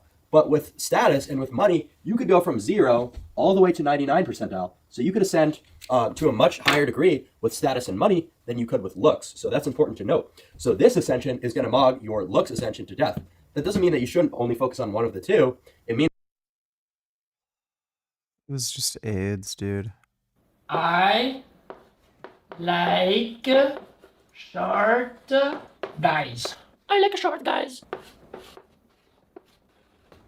Whoa! Wow! Thank you guys. Thank you so much. I am your biggest supporter. I'm your biggest supporter. By the way, this is my boyfriend.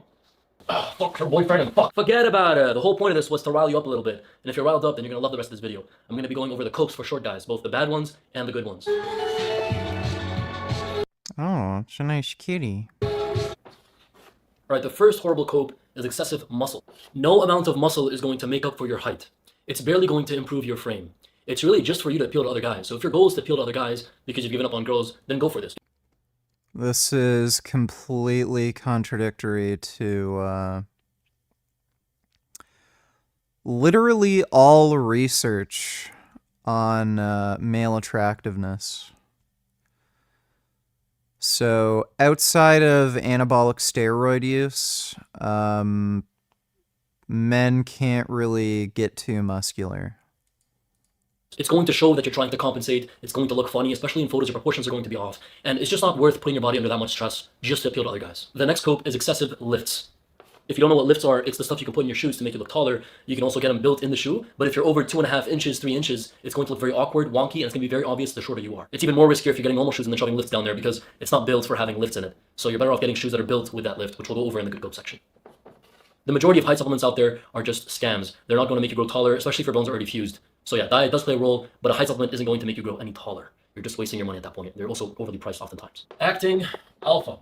There's no mindset that's going to make you make up for your height. Acting all alpha despite your stature is actually gonna make you look worse. Don't be all Rambo, macho, chacho. It's just gonna be a red flag. Even if you're really tall, you shouldn't be acting this way. You wanna have people enjoy being around you, and that's just something that's gonna throw people off. So I highly recommend you just stop that behavior if you have that. That mindset's gonna get you nowhere. Getting masculine features when you don't need them, especially in the face. A lot of guys, like I said, to fall in line with their alphaness, they'll grow a beard out that's very, very thick. Don't let your height influence your face card. Just get the idea that you're short out of your mind and looks max, given your face card the way it is. So don't go off balance and grow a beard out and get a buzz cut to make up for being short. So yeah, no more going out of balance and all that. Having unrealistic confidence is also a cope. Mindset isn't going to change how people perceive you, and that falls under alpha. But be confident enough to actually tell people your height if they ask you.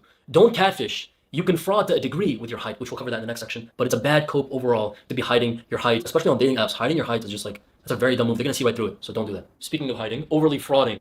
Extremely overly frauding is going to work against you. You can fraud, but to a certain degree. Going too out of bounds is going to backfire, especially when you meet a girl that's actually your height. People can notice when you're overly frauding in an instant. The last horrible cope for short guys is going to be claiming that, oh, Tom Cruise is short. You're not Tom Cruise. You're not a billionaire, actor, famous, with clout, and a really good face card.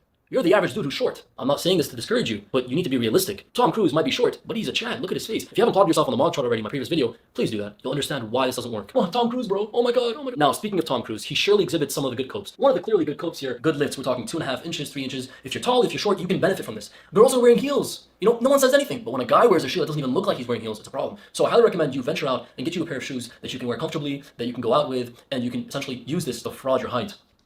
Lightly frauding is perfectly fine if you're wearing lifts and you're not going over an inch or two, okay? 2 inches is pushing it. An inch of frauding, you know, if you're 5'9", you claim 5'10", the girls are going to notice, especially if they're short, and if you're wearing lifts, you're good, bro. Now, to further accentuate your frauding and the lifts, get yourself elevator shoes. They're built-in shoes that have that height in them. They're made to make you look taller. So get those shoes. Are going to be a whole lot more comfortable than putting lifts in your Air Forces. Please invest in this. It's going to change your life and you're going to thank me. A really good cope here is going to be working with your proportions. When you're buying clothes, make sure you have that 2 to 3 ratio where your legs look longer, wear stripes that are vertical, etc. There's a lot of YouTube videos on that, so do check those out. And this is why I mentioned excessive muscles can actually work against your proportions. So this is a very good cope, and I highly recommend you accentuate it. Tall guys are always using this in their proportions. You can use this if you're short. Get pants that sit higher on the waist, get shirts that can be tucked into your pants, etc. Andrew Wilson has a debate right now. Habitation event where children are involved, you're now putting your children at risk because the risk skyrockets for abuse. Skyrockets for abuse of those children. No wonder men don't want to get married to modern women if they're going to get divorced, and their women are going to put their children in an abusive situation, right? And that's what the stats show more than anything. Not that women are being abused, but that when they have authority over children, they are putting them in situations where they are abused or abusing them themselves. That's what's actually happening. We do have to change prompts. Andrew, I think you wanted to perhaps discuss patriarchy and force doctrine. Sure. Would you like to get into that? Go ahead. Yeah, you can start. Yeah, so I'll give you my definition of patriarchy first. It's a historic definition. It means rule of the father. I often will short phrase this to from the father. Usually it operates around something which is patrilineal lineage rather than matrilineal lineage, though not always. You can have patriarchies where there's matrilineal lineage. You can find this in Judaism and other places like this. When I talk about patriarchy, I'm broadly speaking, at least in modernity and in the last 100 years, about men being in charge of general systems. We could just say men being in charge of general systems, head of the household, head of the family, things like this.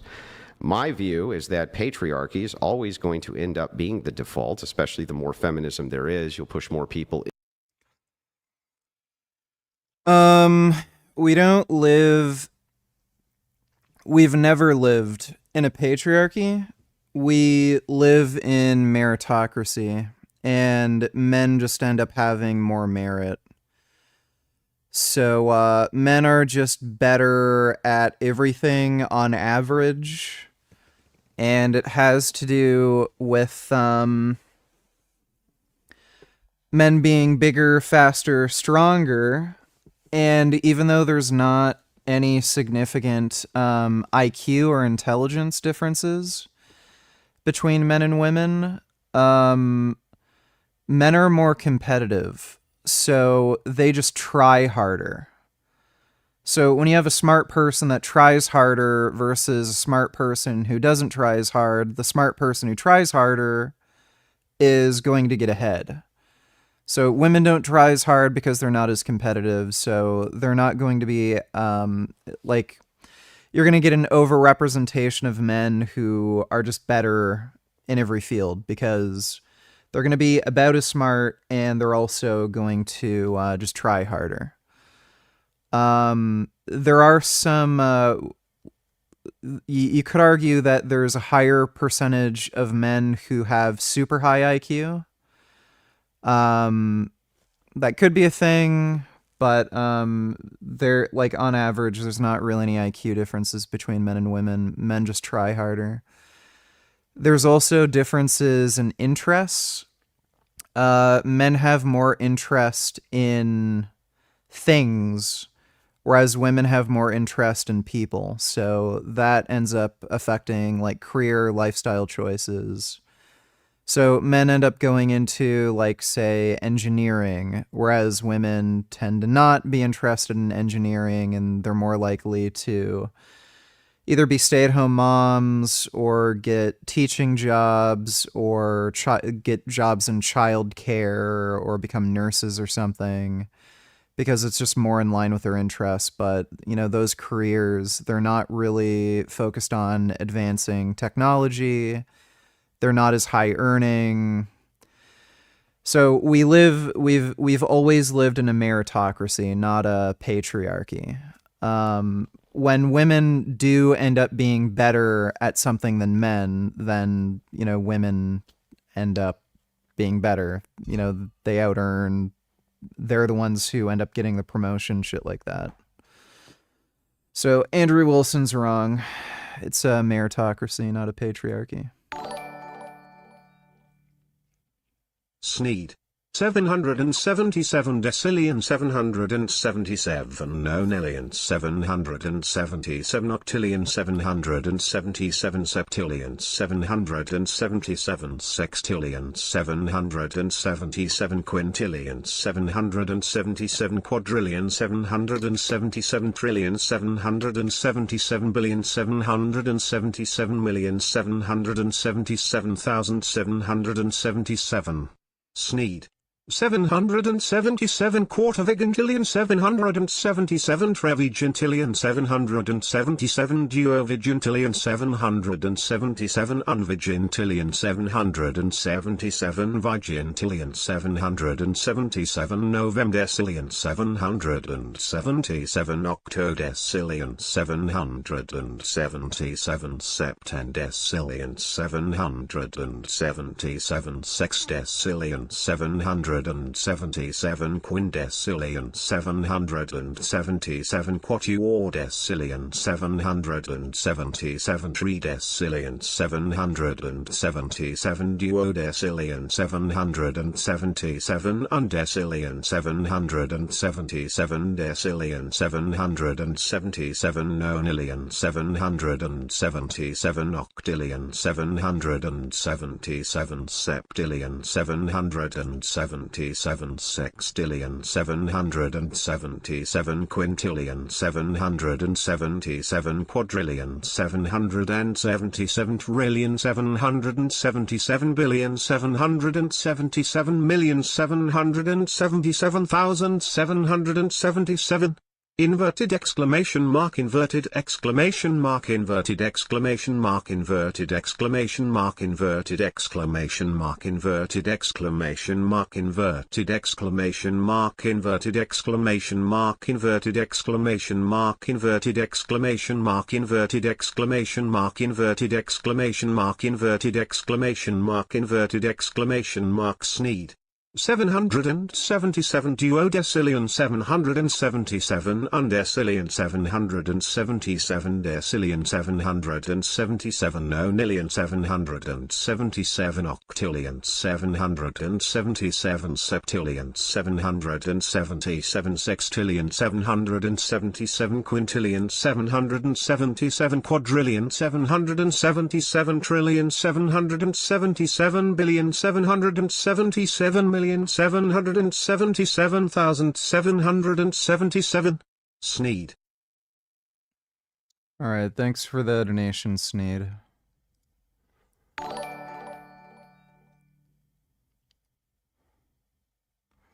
Dodo donate tellers, seems like no surgery is too expensive for Frank. He can do as many surgeries as he wants, doesn't have a problem paying for it and traveling to go to get them and paying for fancy Airbnbs and stuff. How? So I guess it won't be becoming a woman's world anytime soon? No. Sure as hell won't be. Thanks for the donation, Dodo. Yeah, I think Frank does quite a bit of lying when it comes to his finances. Thanks for the donation, Dodo. Into the patriarchy role, and here's why. Because of force doctrine. Force doctrine is a doctrine which I came up with, which tries to describe a phenomenon which you yourself are going to have to concede is true. That half of the world right now, if men decide to, they can basically exterminate every single woman inside of their nations, and there's not a damn thing women can do about it. We can find this in most of the Middle Eastern nations. We can find this basically anywhere that we look, right? They can't actually do anything about it. Also, when it comes to rights, rights are a social construction, product of the mind. Because of that, they are not inherent. And since this is the case, force is what is the practical applicator. And if men decided to, by force, take away women's rights, women cannot do anything about it. The opposite is not true. If women wanted to take away men's rights and men didn't want to let them, they could not. And because of this force doctrine application, women's rights all come from men, not inherently from themselves. Therefore, feminism is a lie, complete lie. That's force doctrine. I don't know if you have anything to say about it. Well, aside from the fact that that is genuinely a terrifying idea, I think that the idea that men could just take away our rights and wipe us away is... It looks like instead it will be a planet of apes with all these conservatives in power like Trump. Yeah. Is there really any difference? Thanks for the donation, Dodo. Is why feminism is necessary, is because we are trying to get enough men, I suppose, on our side, if you think about it in terms of like a military occupation, so that that wouldn't happen, because I think that it is possible for men to take away our rights at a blanket pace. But I don't agree with your conclusion based off that premise, though. I don't believe that women inherently don't have rights that it's given to us by men. And the reason why is because I believe that all human beings inherently should have equality and human dignity, which is although I'm not Catholic, it's a term that was... She's really stupid. She's not able to actually follow anything Andrew's saying. Like, this is a dumb person. Dodo, donate $2. So this is Frank's surgeon. Can we look into him and see if he's legit or if he botched other people? What, Dr. Taban? I wouldn't let this guy do eye surgery on me. He looks kind of fucking retarded. I'm not going to bother doing any research. I'll just take Frank's word for it. Thanks for the donation, Dodo. Was very much focused on in my Catholic high school. I went to public school and then Catholic high school. But it's an axiom?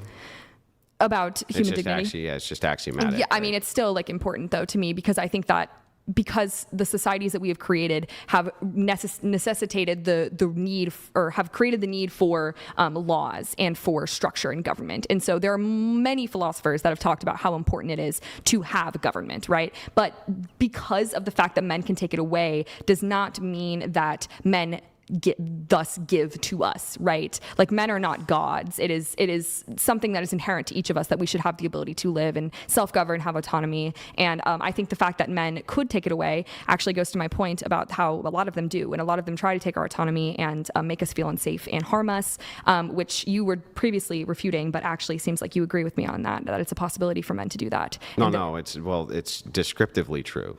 I'm not giving an ought, I'm giving a descriptive reality. But because it's a descriptive reality, the truth is that you appealed to patriarchy. I have no idea what, I have not said appeal to patriarchy. What are you talking about? When you said the whole goal is to get more men on our side, you're appealing to a patriarchy. Well, it's not the whole goal, but is a goal. Yes, I should correct myself. And so what you're trying to do is you're trying to appeal to the very demographic which can take away your rights at any time, conceding that if you do not have them on your side, you cannot maintain your rights.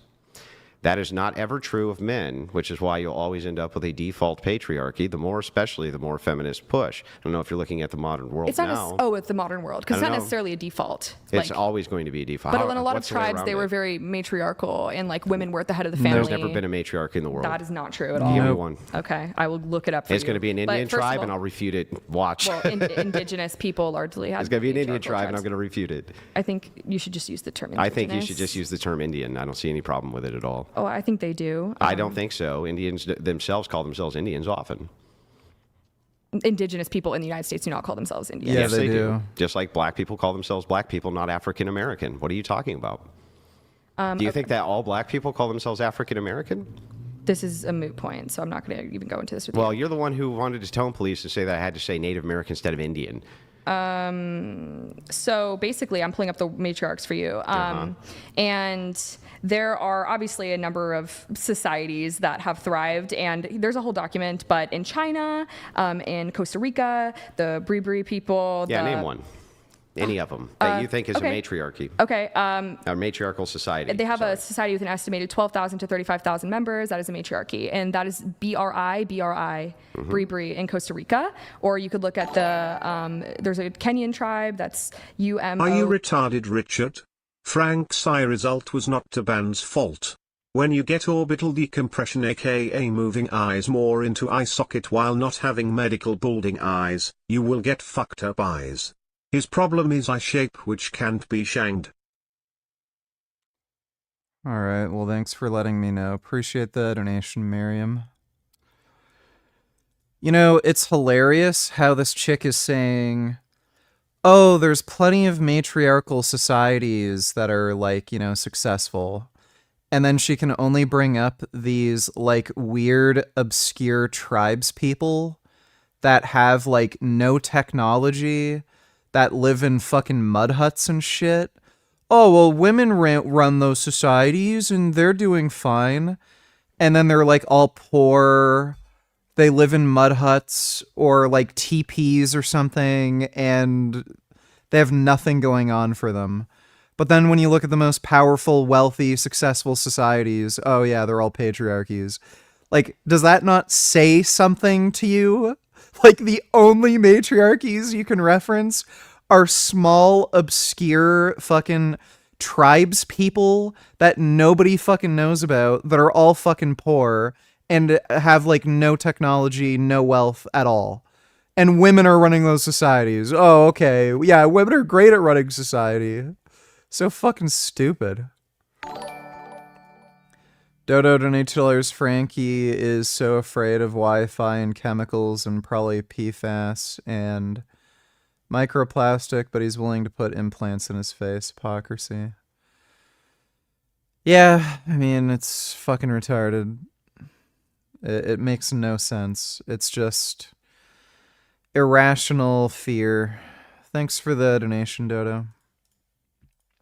OJA, that are all matriarchies. They have women at the helm that are leading their... Why the Bribri tribe society is often described as matrilineal. It's not actually a matriarchy. Women are the heads of households responsible for passing down culture and land, but the men have the most important role as the authority officers of the tribe.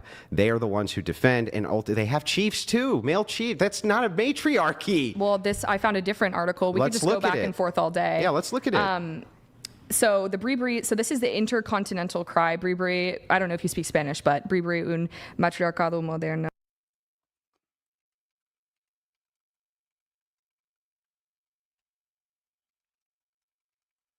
I don't know how you...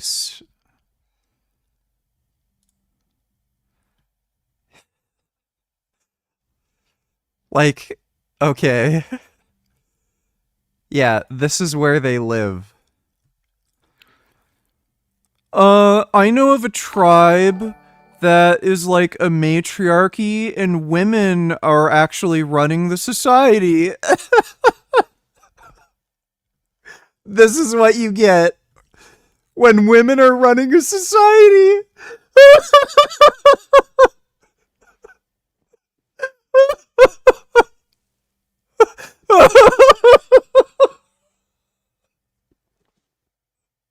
Oh God.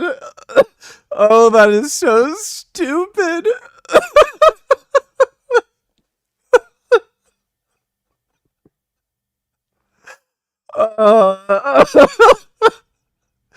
Oh, fuck, dude. These feminists are so fucking stupid.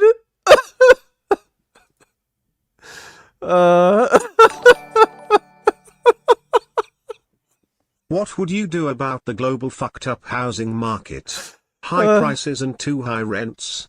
Are you for a more left-leaning socialist view of making houses state-owned, or are you more of a free market guy with government assistance for building firms? I really don't know. It's such a weird, complex issue. Every time, like, the government tries to macro manage economies like that, it doesn't work out. Like, you can look at like the Soviet Union and how they tried to manage housing, and it was just a complete fucking disaster. Like the commie blocks. So everyone was living in these two small, shitty-ass apartment buildings that barely held together. I don't know of too many examples of when governments are, like, you know, where housing is completely state-owned, where it really worked out. So I think going too far in that direction is probably a bad idea. I think what is best for lowering cost of housing is getting rid of some of these retarded, overly restrictive zoning laws and just making building as cheap as possible. And anytime you see things like market collusion or what's it called?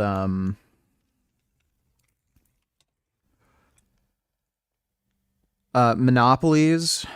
Obviously, there should be consumer protection in place where anytime corporations are trying to collude to, you know, create prices that are ridiculous or like price gouge, or if there's any monopolies, you know, the government should step in to prevent that. But it seems like the best idea is to get rid of, you know, quote unquote overregulation, particularly zoning laws that prevent building like anywhere. And as long as companies are able to cheaply and quickly, you know, build without too much red tape in the way, that seems to be the best way to lower housing costs.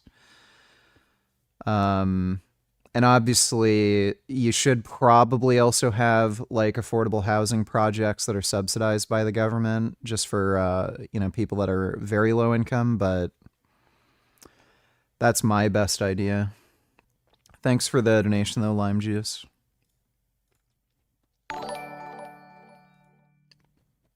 Hi Richard, what are your thoughts on what will happen to the American economy over the next 6 months?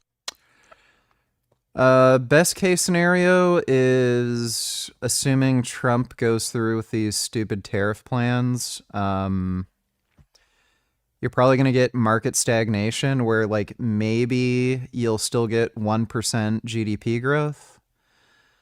Worst case scenario, there might be a recession. We're going to have to see, though. Like, Trump's a erratic retard, so who the fuck knows? Thanks for the donation, Greg. What else is funny is animals have more several matriarchies than humans, like elephants, hyenas and bonobo apes.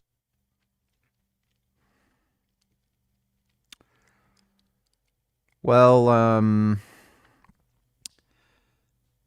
that might have something to do with them, you know, being animals. They're sort of, they kind of just look for food all day. They don't really do much. It's also hard to call hyenas a matriarchal society. Like, female hyenas are more male than male hyenas. It's kind of weird. Thanks for the donation, Dodo. No, so I speak a little bit, not like I'm not like fully fluent. But anyways, and they're talking about how the clan structure means that tribal lineage is passed down through the mother. And Yeah, knowledge of- matrilineally. Yes, But and not also in the home, I know the difference. But if something is matrilineal, doesn't make it a matriarchy. I know, but they're saying that women in this article play a primary role in government as well. And leading Yeah, people. but not. But see what you did there? You did a smuggle. They play a primary role in government. That doesn't make it a matriarchy. But it's a system. Do you know what a matriarchy is, though? Yeah, it's it would be women broadly in charge of all of the It's a system of social structure where they hold a lot of power. They hold the majority power. And that's what And the I decisions of the men are at their behest in any. But that's what the article just said of the Bribri tribe. No, I don't know. I don't know. Again, I just found a different Listen, article. So any like, matriarchy, I don't know if I should speak to like what's going on. Any 'cause I haven't matriarchy that I've been there, ever but- investigated, which is supposedly a matriarchy, we find very quickly that men are in the prominent positions of authority on force, which means that any matriarchy that is means- living at the behest of the men. That's it. So is your point that men are better then because they have brute force, or like what's your point No, that my men should be in charge governmentally? No, my point is not. I'm not giving an ought. We have to agree first to a descriptor, the descriptive truth. Right. She's clearly not smart. I mean, like that was a joke. But she's not able to actually track what Andrew's saying. He's just making a descriptive claim, and then she's confusing that with some sort of ought or normative claim. Is that it is, in fact, the case that women have to appeal to men for all of their rights, period, by your own admission. That's why you're trying to get them on your side. Because if you don't have them, they can basically cage women up if they wanted to, and there's nothing women Right, could but do that about doesn't it. mean that men are therefore better or should be in charge. Like I'm confused. Like what's the actual point? Like the conclusion that you're making The here? point here is that men being in charge is obviously and clearly they're very benevolent because at any time they so choose, they can lock all women up. There's nothing they can do about it. And the reverse is not true, which is so interesting. You're literally at the mercy, women are at the mercy globally and always have been, of men. And yet we're monsterized and demonized by feminists. That's what we're literally you're saying- considered demons by feminists. You did it by your own admission today with your own stats, trying to make us out to be sexually assaulting monsters. Didn't even know the counter stats. Didn't say that. Never. Yeah, said that's that what you it guys are- appears to be, though, from the onlooker's perspective. I feel like you have these generic like talking points that you try Mhm. to apply to feminists, but I haven't like really been very reactive or calling you names. I'm trying not to. I have, but You have acted exactly like a feminist today, madame. okay, but I feel Okay, like nobody's going to be confused about that at all. All right. The whole snobbery. I'm not insulted towards, by that. The whole snobbery towards authority. You're going to do what I want. The finger clap thing. You did the whole feminist trope, the entire thing. Okay. But what I would like is a refutation here. can I speak now? Can you agree? I feel like it's my time Can a you little agree that it is the case that women have to appeal to men for their rights and not the other way around? I will not ever agree to the fact that we should appeal to men for our rights. I No, think no, that is an that they have inherently to. misogynistic They have to. question. Have to? Have to. No. Do not Okay, agree. well then where do rights come from? They should be inherent to every person, but again, I think I should be able to like lead this. You can make Okay, your, make so your give me a point. second because again, like you've just been a little bit insulting the last. She's just stupid. She's just a very dumb person who's not able to actually effectively debate. Etc. Speaking of proportions, we can do angles. Lower angled photos are going to make you appear taller. You can play with distortion a little bit with the angularity. Don't edit your photos because girls are going to realize, and it's just tedious work. Just simply take photos at a lower angle, and if they're not lower enough, they're taken above, you can actually play with the angularity via your phone app. And you can post those photos on your online profile on your Instagram. And you're probably thinking, but in real life, you're not going to be tall. These angles won't help you. Well, guess what? The majority of people in relationships and people that are getting married are meeting online, as you can see here in this graph. Times have changed immensely, and if you confront a girl online, she's going to be always timid on meeting you. But if you give her that height, if you give her that illusion, she's going to be more likely to meet you. Rather than hiding your height, accentuate it in your photos and make a girl understand what it means to be 2-3 inches taller. Another thing you can do, now depending on your hair type, you can actually use your hair to make Dodo donated $2. Let me see.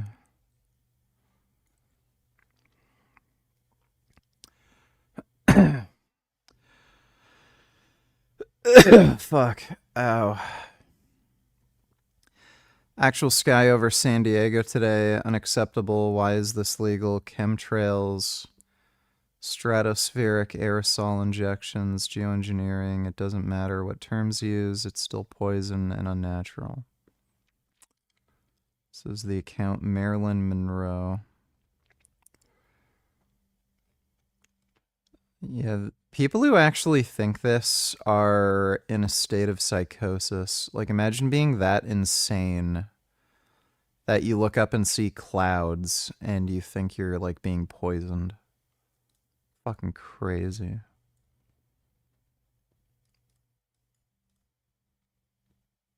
I think, and again, I have no. The plan here was, I think, and again, I have no proof for this, but it is showing up. The COVID vaccines were designed to take care of a pension problem with the boomers, and then bring in 10 to 15 million younger, mostly male folks as replacement population. I mean, I haven't seen the documents that suggest that, but if I was going to want to take care of a debt problem, and inflate the economy, I would do exactly what. That's right. It's the other side of the equation of replacement migration. You just don't bring in 25 million. What does he mean deal with the debt problem? Does he mean like boomers are driving up the debt because they're not working? Million people in 4 years. You have to then also knock out the other people. Just crazy nonsense. Richard, there has been an exodus of left-leaning people from US into Canada. I am afraid that after 4 years of Trump's horse shit there will be too little Democrats left to make the Democrats win. I had a weird nightmare in which J.D. Vance won 2028.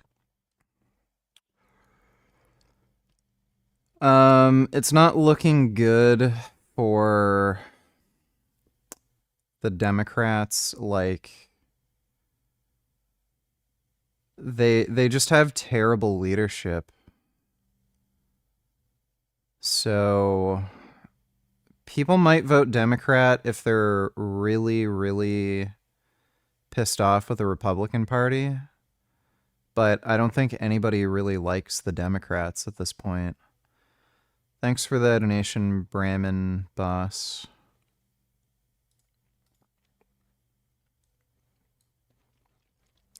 Oh, Jillian Michaels, this is going to be stupid. I don't think I'll take an mRNA vaccine ever. It scares the crap out of me. Well, you've heard Brett Weinstein talk about the flaws in just the technology itself.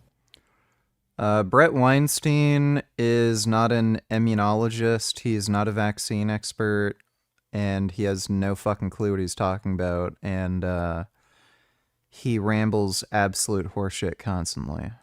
And that, the fact that when it gets into your body, if it gets especially, the thing is nobody aspirated, right? They didn't inject people and pull back to make sure they're not on a blood vessel. They just plunged. Yeah, they don't need to do that. By the way, Joe Rogan takes TRT. He injects testosterone, probably either into his shoulder or into his glute. You don't pull back on the needle to make sure you're not injecting into a vein. Like, you just never do that. There's no point. So when this guy injects TRT, he doesn't do that, but then he's complaining that they didn't do that with a vaccine. Why would you need to do that? If you're injecting into somebody's shoulder, the likelihood of that happening is practically zero. Plunged it, including when they did it live with Biden on television, which I don't think that was a vaccine. I said to this day, people are like, yo, what, you conspiracy theorist? Yeah, I think, I'm telling you right now, I think it's a conspiracy. I don't think they would take a chance in injecting a fucking 80-year-old man when you know that you have to stay there at the clinic for 20 minutes in case you drop dead. Joe Rogan is such a fucking retard, dude. Guess what his major was and what he will end up doing for a living. What was his major?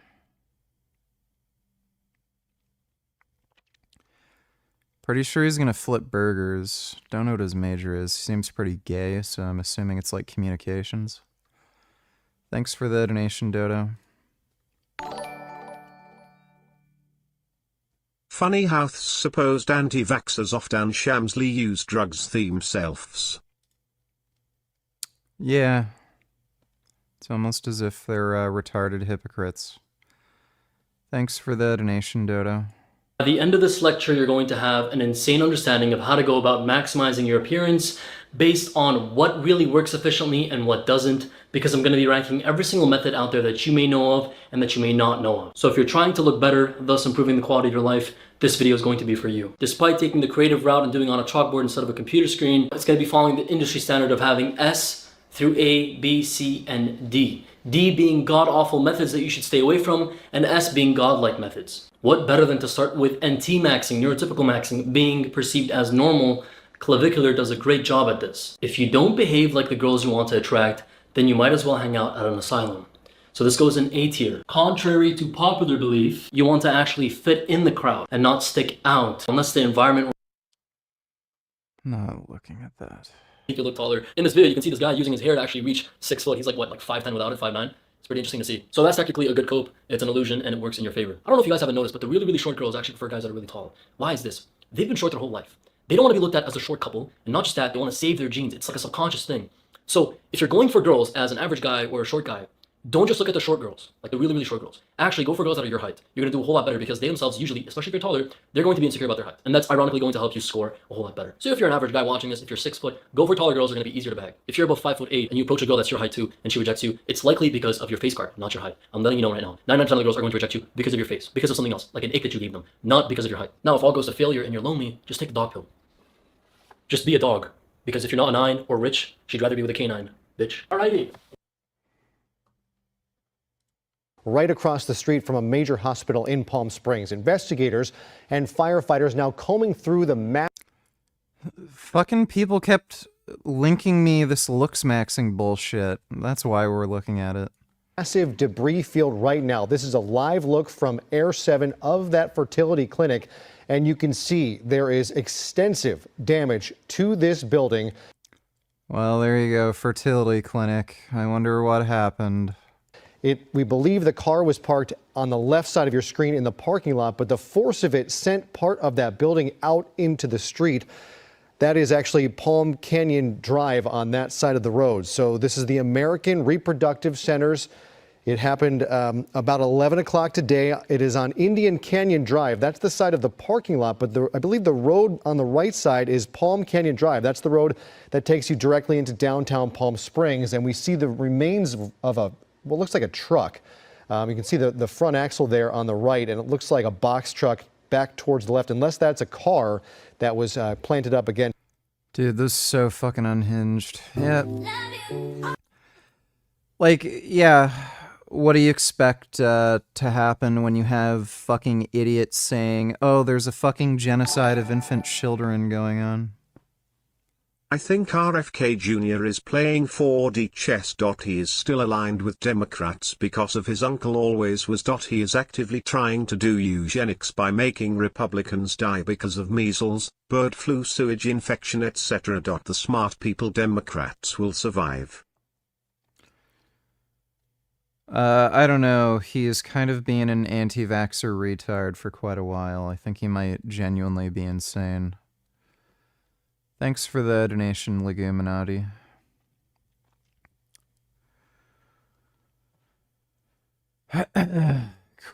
Oh my god. Oh.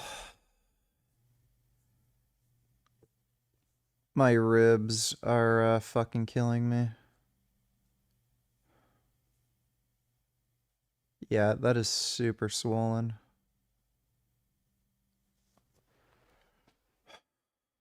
Against the side of a dumpster or a truck, but there it looks like the vehicle that was involved here, at least one of them, parked in the parking lot, hitting this fertility clinic, which again is right across the street from Desert Regional Medical Center.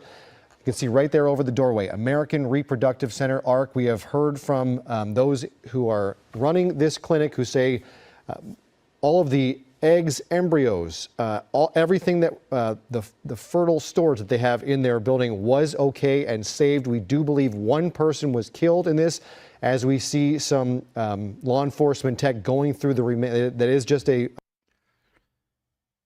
Of all, like, I wonder if this person didn't understand that it's a fertility clinic and not an abortion clinic, but a fertility clinic. The fuck?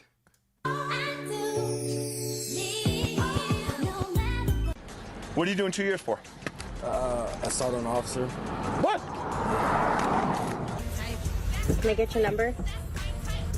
Yeah, 911. Will this work for you? I can't seem to find my license, but...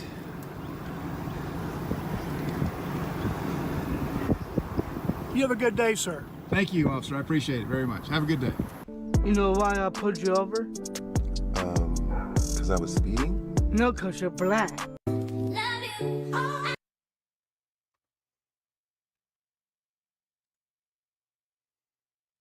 And I are on a journey to the largest city in the world, Chongqing, China. At 10 times the size of Los Angeles, downtown Chongqing spans as far as the eye can see. This is them. Let me take a look. Oh my god. Oh.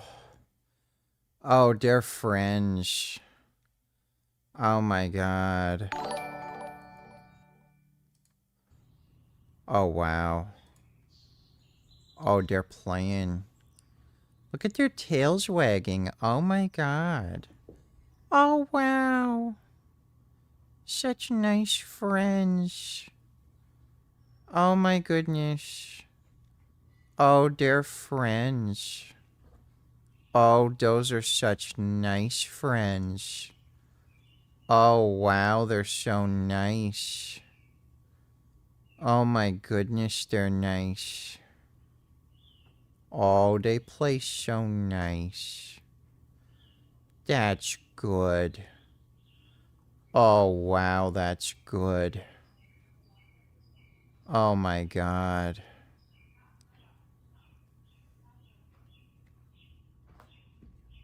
Oh. Oh my god, you can see how sentient he is.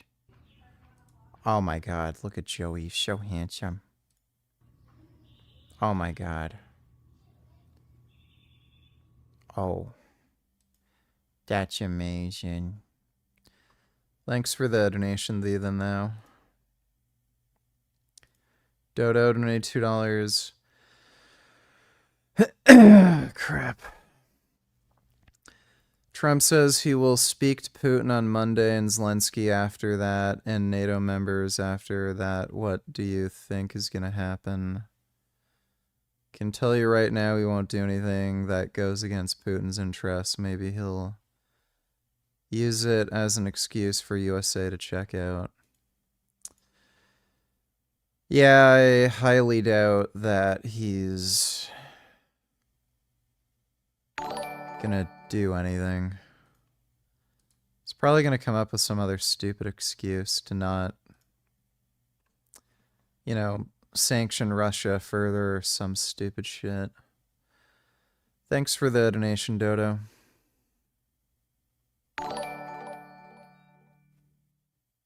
Believe or not, this is not the first time someone has bombed an abortion clinic. Amber Eric Ruder in 1998 in Alabama. Well, that wasn't even an abortion clinic. It was a fertility clinic.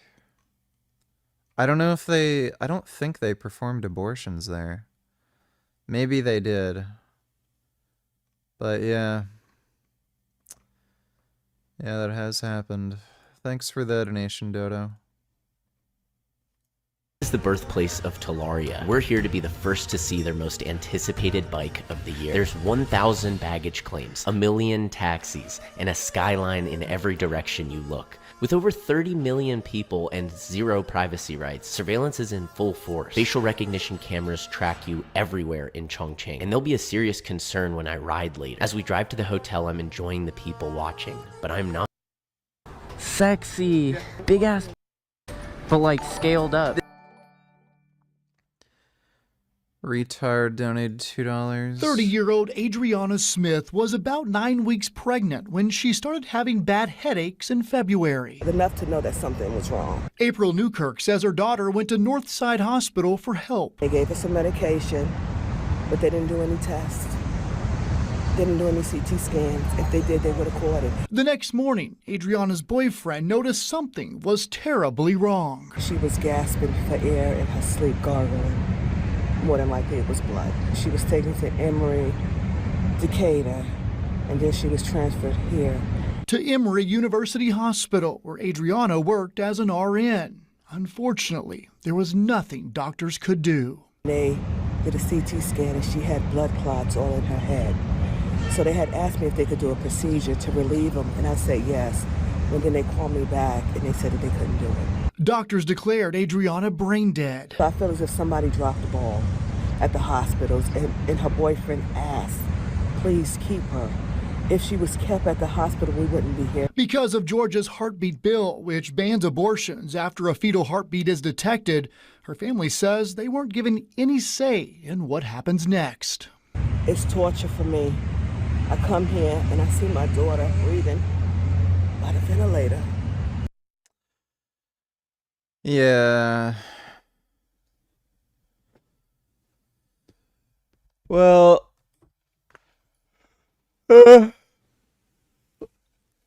that clearly worked out.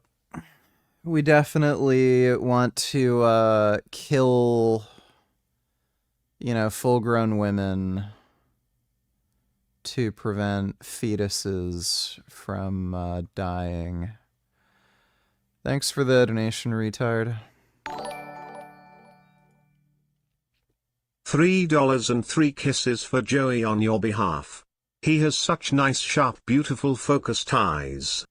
Gerard.com. Yeah, sure. This thing's badass. Look at these forks. Thank you for letting me ride this.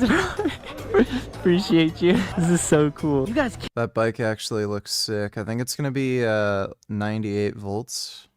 Killed it with this. Look at the seat.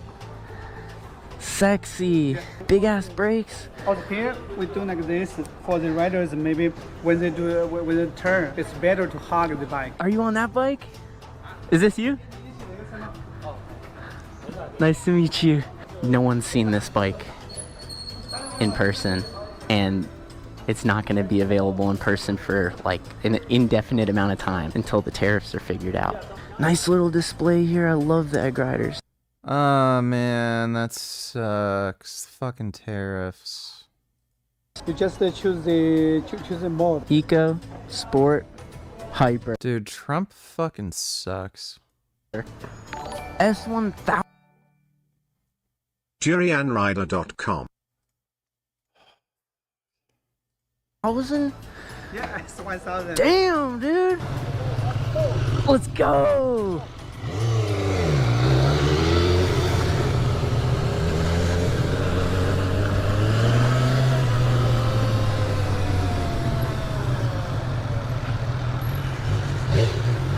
Dude. What?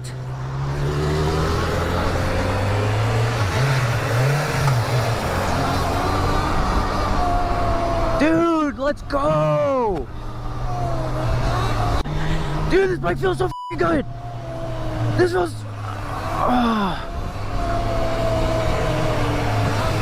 So much power, I can tell. And that's only sport mode.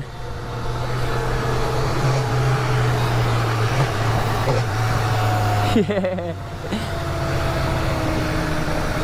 We are in the biggest city in the world, or excuse me, the highest urban population. Look it up. I got my silver necklace on that was gifted to me. It's just pure silver. It's like a Chinese dog tag. It's for good luck. Might need it for this ride. I'm riding no plates in Zhonghua, which is how you say China in Chinese. Okay.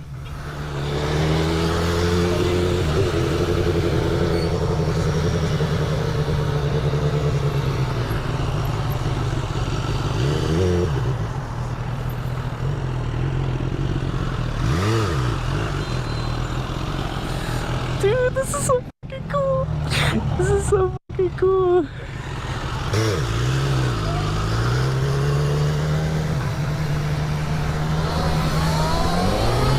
Here we go, full throttle in hyper mode on the Tolaria Komodo.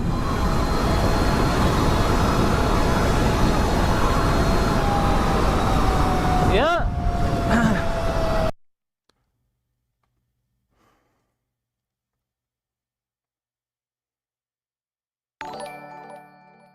This documentary... Wouldn't it be ethical to keep a brain-dead woman on life support to incubate and eventually deliver the 10-week-old fetus? No, it's better to kill them both. Thanks for the donation, retard.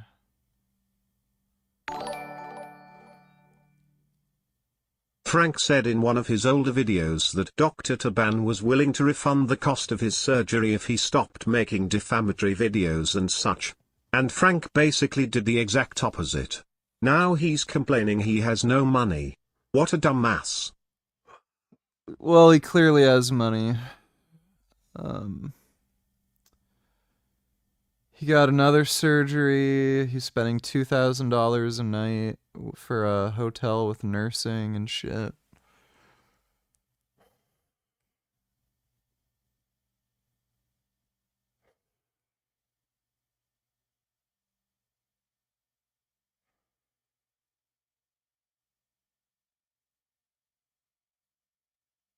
Thanks. Thanks for the donation, though, iJack. Off to your OnlyFans. is for educational purposes only. I want to stress that the behavior depicted in this video is dangerous, illegal, and should never be imitated. And remember, it only takes one bad crash to ruin your life or someone else's. Please drive responsibly. When I first watched Tommy G's video about the most wanted drivers in New York, I could not believe my eyes. A guy called Squeeze Benz was driving like a madman, swerving through traffic in a way I had never seen before in my entire life. Immediately, I knew I had to do a video about him. But not long after Squeeze rose to fame, he completely disappeared. And it wasn't until 5 months ago when a new driver emerged that rivaled the insane skill of Squeeze Benz. His name is License.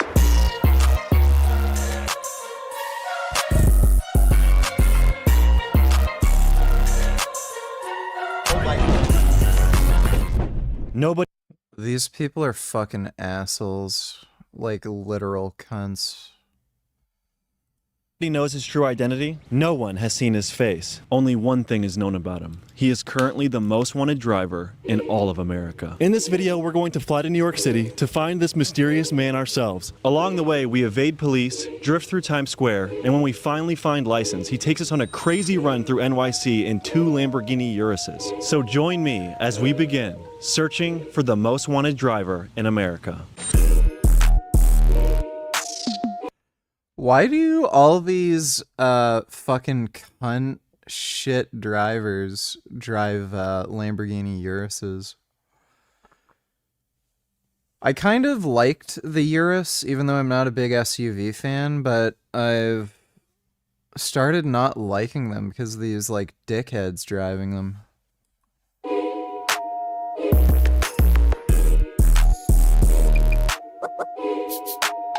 We start our journey by speaking to the rapper Mbox, who can be seen in many of License and Squeeze Benz's videos, as he is close friends with them both. So this guy License has been all over the internet lately. Could you tell me a little bit about him and his driving? Yes, well, License is an absolute maniac. An important thing to note about Squeeze and License is they don't do drugs, they don't drink, they are literally get high off adrenaline. That's it. They're absolute maniacs, literally psychos. If they do a test or whatever, I think it would show that they have some type of mental issues in all the right ways. But he really is nice. He is a nasty driver on the road. His reflexes are unbelievable, and people can say it's luck, but then he does it again and again and again, and it's just kind of proving that there is some serious skill involved in this. If the guy can afford a Lamborghini Urus and he's such a good driver, why in the fuck doesn't he get into sport car racing? Like, it's just retarded. Despite the serious skill involved, bad accidents still do happen, some of which Mbox has had the misfortune of being. Oh, hey, Gum Gum. No. Iconic scenery brings tears to my eyes with the emotions it makes me feel. I hope the curb is okay though. Say goodnight, nigga. Put your fucking mouth on the curb. That's it. Now say goodnight. Alright, well thanks for the donation, literal racist, not trolling. being a part of. In this video, you can see the camera smash M-Box in his face and break his nose. More recently, after, you know, I had broken my nose and just been into some serious accidents, I definitely feel the PTSD and kind of the mental strain it's taking on my brain and just my body, and it's like physically and mentally it is exhausting. I never know what's going to happen, so I cannot stress enough how important it is not to drive like this. And after talking to M-Box, I was even more uncomfortable with the idea of getting in a car with a wild driver-like license. But still, our search for him continued, and we were able to track down the content creator IzzyTube, who appeared in License's first ever video to see if he could put us in contact with the elusive driver. Oh no, we gotta call me right now. Foreign mob, call me. I ain't gonna lie, it's just starting. It's about to get active, but cars is coming, cars is leaving. You hear the cars in the background. Yeah. It's wicked. What are we about to be seeing tonight? A lot of action. Oh, they shooting. There's a lot of, you hear that motherfuckers, a lot of action outside. I swear to God. You gonna hear gunshots, everything, but. What kind of car do you drive? What is this? Oh, this is a baby right here. This is a little baby C43. Feel me? It's exotic, but it gave me point A to point B. Do you ever do any cutting up on the highway or anything like that? Oh yeah, I be cutting up. Sometimes when I'm bored though. Only when I'm bored. But it should be scary. Yeah, I've been seeing the videos, bro. Huh? No, I don't got the videos, not me. License. Oh, license. That motherfucker crazy. I swear to God. Yeah. I was in a taxi with him one day. Swear to God, that motherfucker was driving crazy. Crazy, I swear, bro. Get me the fuck out of here. I wanna go home. But I'ma keep it a stack. That was the only motherfucker that I trust. I trusted him behind the wheel, bro, because he was really knowing what he was doing. He was really a slow taxi. He was really cutting up. You felt safe in there? Nah. I believe in if it's meant for you to die, you're gonna die. You feel me? What about the other person? That was his day. We want to find License. We've been like looking for him. We want to interview him. I'm looking for him too. Do you know how to contact him? He don't be picking up his phone, bro. I be trying to call him. He's moving crazy now. He's moving MIA. Oh, really? He's laying low? Laying low. I'm trying to find the motherfucker too. License! Next, Izzy introduced us to a man who goes by the name Daddy Money. At the time, I had no idea, but from what you'll see later in the video... Well, there you go. Yeah. Sounds like, they're trust fund babies. I would soon find out that Daddy Money is undoubtedly one of the craziest drivers in all of New York City. I don't know if you know about New York, but like it's a lot of crazy drivers out here. It's about who really got the wheel, you know? It don't even gotta be you, it could be somebody else just swerving into you and kabow.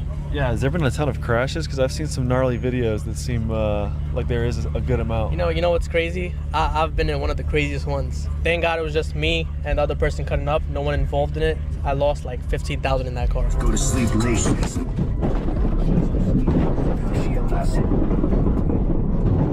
This is my car, look. Oh shit, you slammed it. How fast were you going? I was going like 100 miles an hour, but it wasn't even my fault. It was like I was going straight, and then the other driver who was cutting up with me just lost control and kabowed me. I was off the highway in front of a cop too. At 100 miles an hour? At 100 miles an hour. Like, what were you thinking when that was going down? I don't even know what to think. I was like, yo, bro, what just happened? What just happened? You got a driving glove? You gotta have the grip, you know, when you're cutting up. Yeah, dude, I want to start wearing driving gloves. The traffic here is just like so tight. And you know, people watch videos, you know, like Squeeze Benz and License, and they just think they're him. They're like, you know, they think, oh, if he could do it, I could do it. But no, you cannot. Who would you say are like some of the best drivers right now in the scene? I think we all know who the best driver is right now. Who? It's License. Like hands down? Have you met License yet or no? No, we've been trying to get an interview with him. License is hard to catch, but when you catch him, just know he could drive. Wait, so what makes him such a good driver? Is just his reaction time, or what do you think it is? First thing he does, no drugs. Nothing, he doesn't even smoke. Anything. His reaction time is definitely like 100 plus. There was one crash, but it was not his fault. And besides that, like his maneuvering skills, I tell him that too. I'm like, yo, bro, like the way you move your wheel left and right is just like, when you get to sit with him in a car and you see him swerve it all the way to the right or to the left, wherever, you know, you're gonna be like, yo, bro, how do you do that? Now, can you imagine him white lining? Like, you know, there's a lane and you go through the white line. That's why his name is White Line. He really wanted to show people that he lives up to his name. White Line License. The sticker's on my car. How wanted do you think he is by the police? If he covers his face and he doesn't speak, I think he's pretty wanted, bro. I think he's pretty wanted. How much is this car? It looks like an expensive ass car. After tax, it was like 109,000. How do you afford that? Daddy money shit. You gotta know what you're doing. You gotta know your city. You gotta know your... Yeah, they're spoiled trust fund babies. You know, your highways. I've never been caught. I've never seen License get caught. I've never seen Squeeze get caught. And tonight, you're really gonna see a movie. I want you to sit in the car with me when I drift. Daddy Money wanted to show me his drifting skills, so I hopped in the car and we headed to Times Square, where even in rainy conditions with the police watching, he put on an absolute show. And once again, I want to say, drifting in Times Square is illegal, so please do not replicate this behavior. It could get you arrested or far worse. This is for educational purposes only. We got a little bit of bad luck with the rain. It's a little wet, but Times Square looks pretty dry, so we should be good. Let's hope for the best, and as soon as we're done drifting, let's skedaddle. There's a cop in front of us, right? Man, fuck that. Fuck that, dude. We gonna do whatever we gotta do, and we gotta get the fuck out of here. That's it.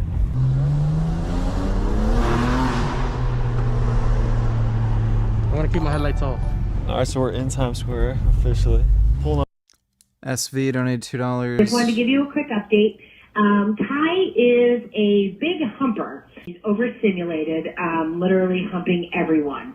And a lot of the dogs did not like it. He is social, but he's more concerned about humping everybody than he is playing and me. Just wanted to give you a quick update.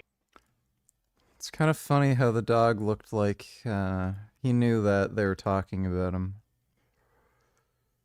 Dogs are funny. Thanks for the donation, SV. Up to the location where Dee Dee's gonna drift around. Alright, hopping on here.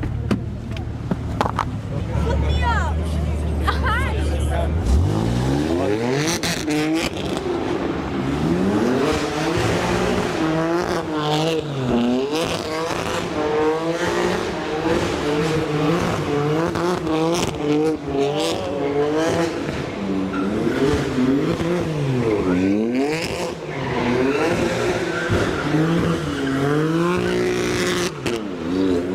With the cops right there, dude. He's coming. Right behind us. They're actually chasing for the first time. No, we should be good right here. The cops didn't even try to get him. Oh, they're making a light attempt. Nigga, we just did some wild shit, nigga. I opened the door, it looks so fun. I seen that.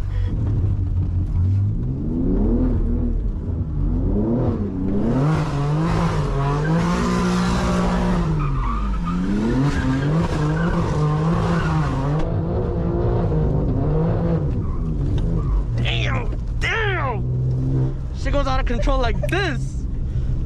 Yo, look, the boys, nigga. Oh, the D's is right there too. Yo, we're fucking insane. Yo, look, the D's and the fucking boys. Fuck y'all niggas, you were? Well, that was crazy though, him drifting in Times Square. Man, how you feel about that? That was exciting. You got to experience that in first class, bro. First class tickets to Times Square drifting sessions. The cops were getting at you, right? The cops were just like trying to touch me. I didn't like that, man. I think I left them in Times Square, man. We were already out of here. Yeah, that was cool. Was it fun? I told you, bro. I do it for fun. It's my passion, you know. And you know who else I trained? I trained license too. Got funny shit. Quick announcement, if you guys want to purchase the Cold Ass Racing t-shirt I am wearing in this episode, it is officially restocked. SV donated $2. Oh my goodness, that's a big kitty. Oh, look at those paws. Oh my goodness. Oh, those claws are so big. Oh my god, I wish I could pet a big kitty like that. Oh my god, that's amazing. Thanks for the donation, SV. On the buckinghamshop.com. Last time it sold out. Back to the episode. After drifting in Times Square, we were still on the hunt for the most wanted driver. So we pulled up to a car meet hosted by a man named Foreign Mob to see if he could give us some clues on where we could find. What you doing, Gum Gum? Oh.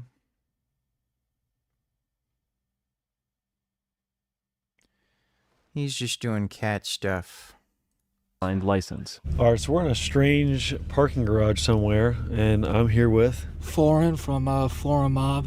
And what is Foreign Mob? So Foreign Mob is basically a exclusive car club in New York. It's pretty much made up of like the elite drivers that race and drift. I wouldn't say that we are particularly like people that cut up, squeeze, swim, whatever you call it. We're more into like racing. I'm gonna take a nap. I I need to take a nap.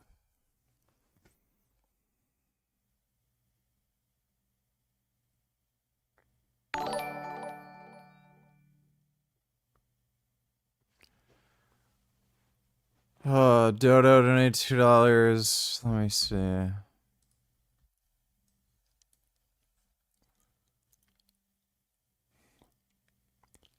Hamas must release hostages and leave Gaza. Yeah. It's almost as if the UAE knows what's up. Base black young female, question mark. The next time you guys hear somebody talking crap about Trump getting the gifted plane, just remind them. Statue of Liberty was a gift from France. France doesn't fund terrorists. And Congress approved it. It was to the nation, not our fucking president.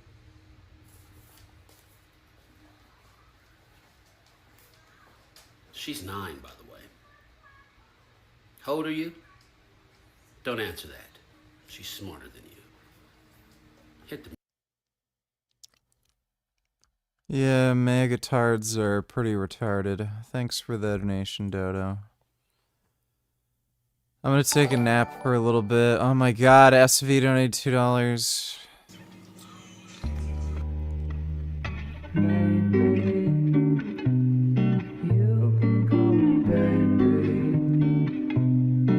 Oh. Looks like the crow wanted to feed the baby capybara. Oh, that's a nice baby. Thanks for the donation, SV. I'm gonna take a little nap now.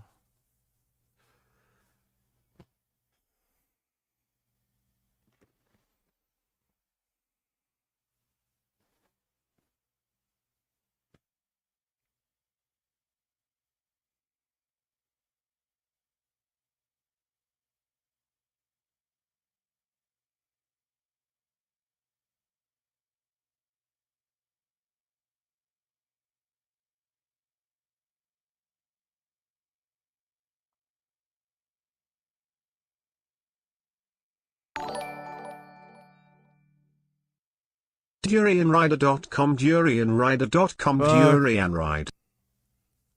You're an asshole.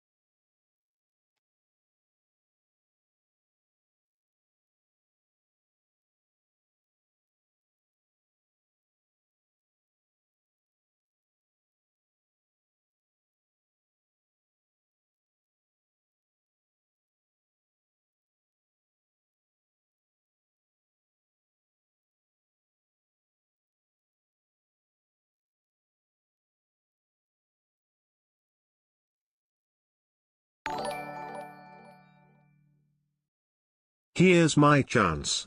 Durian rider, durian rider, durian rider, durian rider, durian rider, durian rider, durian rider, durian. Fuck.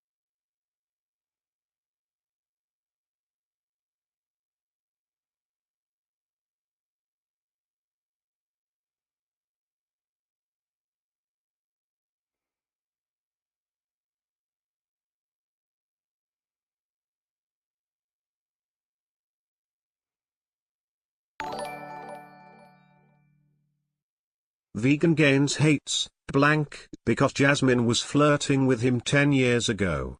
His name, Durian Rider. Okay, bitch.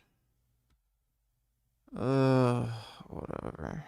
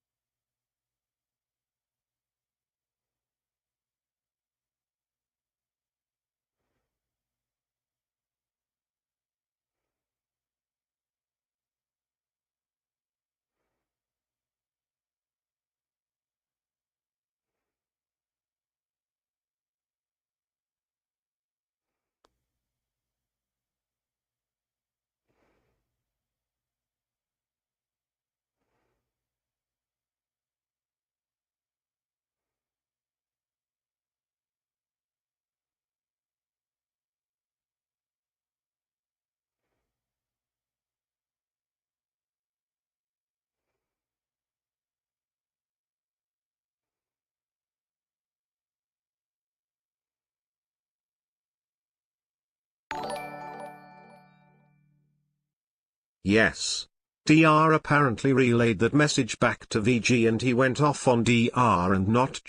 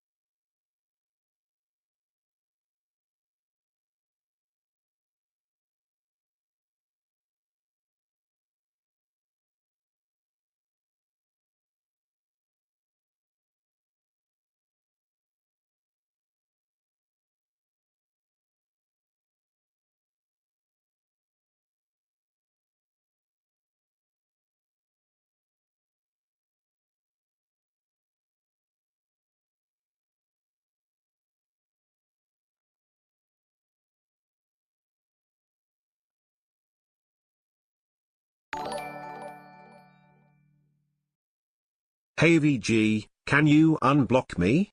I made a little joke months back about Jurian Ryder and you took this very seriously. I am sorry. I am a supporter of yours and just made a silly mistake. Please unblock me.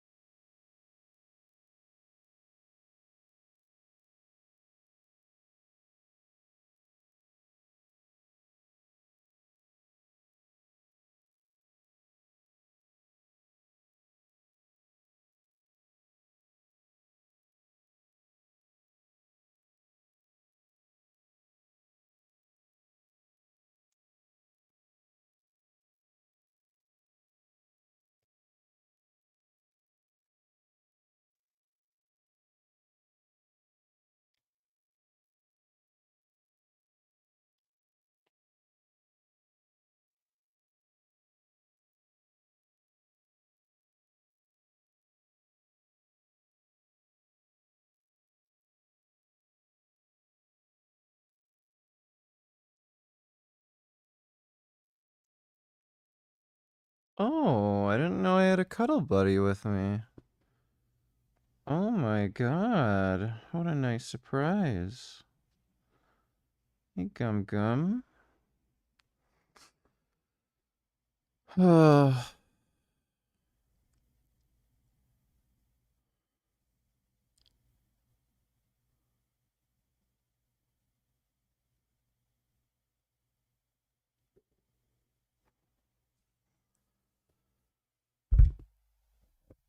Okay, I'm awake now.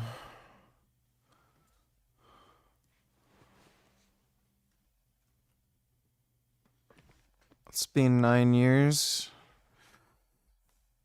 Well, my landlords were really nice. They didn't charge me rent while I've been in a coma.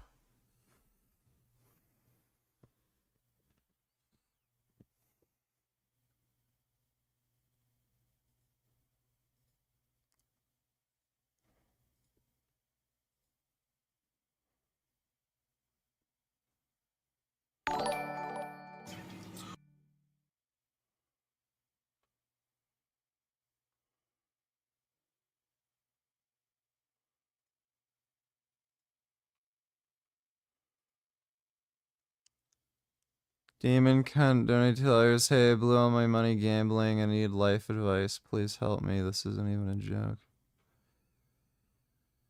Well, step 1, don't gamble anymore. Step 2, go from there.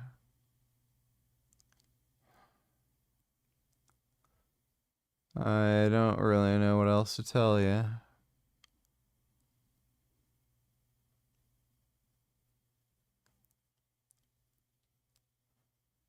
Thanks for the donation, Demon Cunt.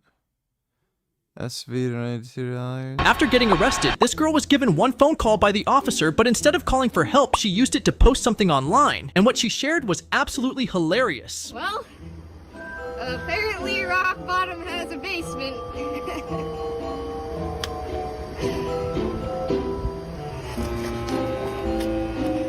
After getting arrested, this girl...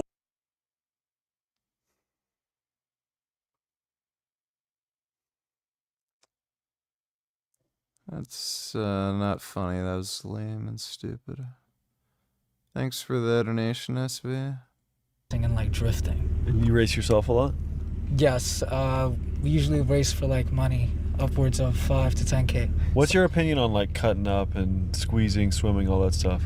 So the New York drama basically is that it's all different things. Squeezing is different than cutting up, is different than swimming.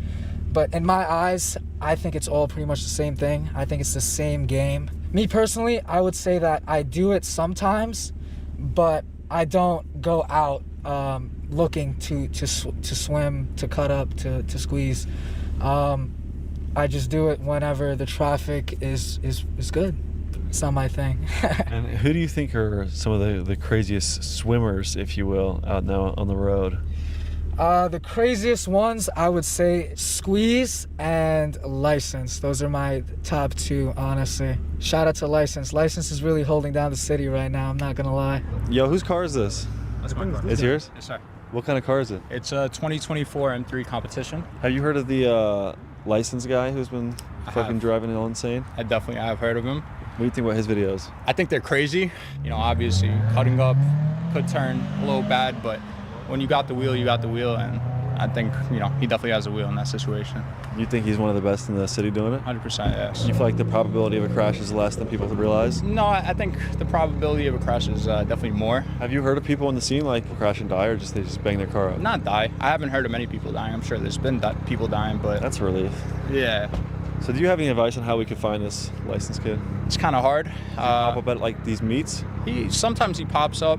It's just, you know, finding a guy like that tries to stay low key. You don't know the face behind the camera. I mean, it's hard. Maybe you'll come across him, but there's no telling. Immediately as we pulled up to the car meet, the police broke it up, so we all quickly fled and headed to another one about an hour away. This resulted in me getting my first taste of New York's wild driving. The boys are here, look at the back.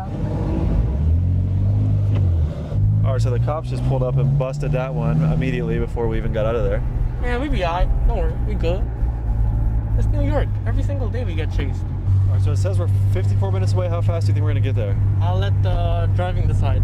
So let's just buckle up and oh look, the boys. Fuck you. Oh, he's coming after us. Oh, he's let us up. Yeah, he's not catching up. He already turned his lights off. You see the traffic here? What makes you not want to go past the traffic? I get that urge. These people are just fucking shitheads. Like, it's no wonder, too, that they do this. They don't even have to work for their money. Like, they don't appreciate shit. But it's just the speed in which you do it. It's pretty, Yeah, we'll go the speed limit, man. We'll go the speed limit and we'll do that thing in our, speed limit and shit.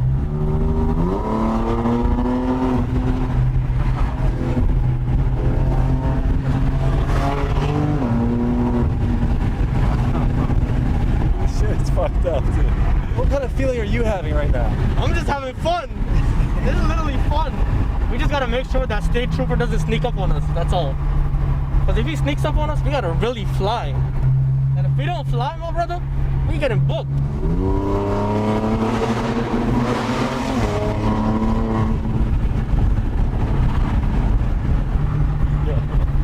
How you feel about this so far? You know that scene in Harry Potter where the bus is squeezing between shit? You know how I feel? I feel like the bus driver. This is what I do every single day for no reason. At this point, you gotta trust me a little bit. And what you are doing right now, and I appreciate that. And I won't let you down.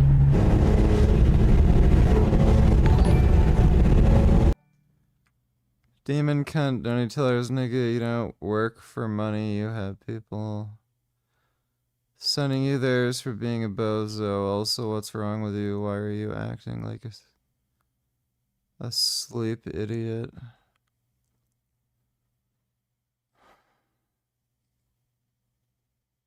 Fucking tired, dude, okay? I'm fucking tired.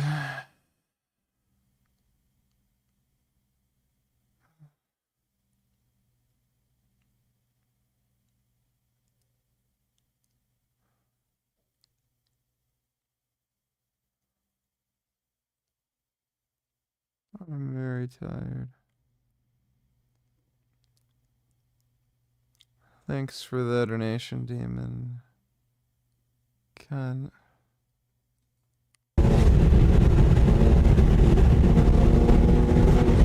Alright, that's good. That's good. Oh, he's going 125, dude. What the fuck? You broke the rule. You said no faster than 120. I'm sorry. Someone crashed. See, someone crashes every single fucking day, every hour in New York, bro. And it's the Belt Parkway, man. The Belt Parkway fucking sucks. Oh my god. Hey, an M8 and an X3. Third car. Definitely cutting up too. 3 cars. So let me tell you the Urus lore right now, right? So Urus is like the hottest rental out right now. People want to like rent that car and just do what license does. But not everyone has the wheel. Not everyone knows how to handle a Urus. That's a fucking $300,000 car, bro. Like if you're doing it in Urus, you gotta know what the fuck you're doing. Like my parents know I do the stupid shit, right? Cutting up, I get it stupid. But bro, I've never hurt someone else. I've never crashed into an NPC. Thank God. You know? So if I ever crash into an NPC, that's my, you know, I would know not to ever cut up again. So you can see there's another crash right here, and highway patrol's right here. I'm gonna keep the light off, because in standstill traffic, you don't want to get pulled over, because you can't go anywhere, and it's Belt Parkway.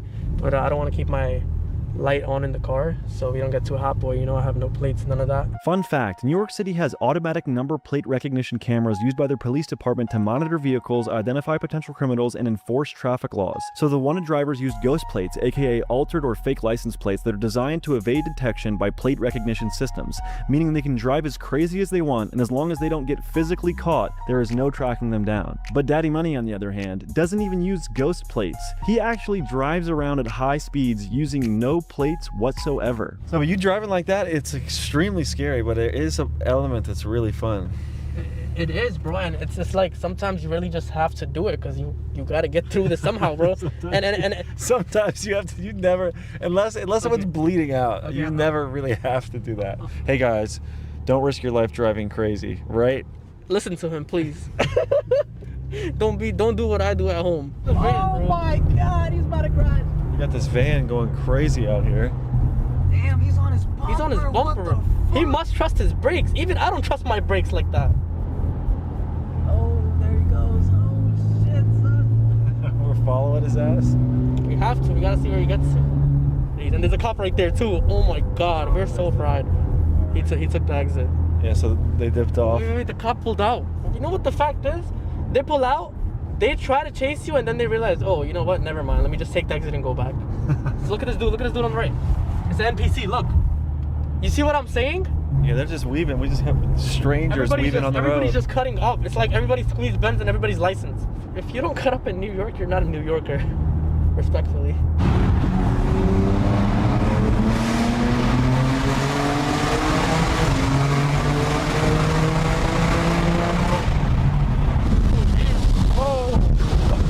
Oh shit, yo. Damn, boy! What the fuck? What the hell, boy? Damn! Yo, bro, I'm fucking sick of New York, bro. I'm fucking sick of New York. What the fuck? What the? Yo.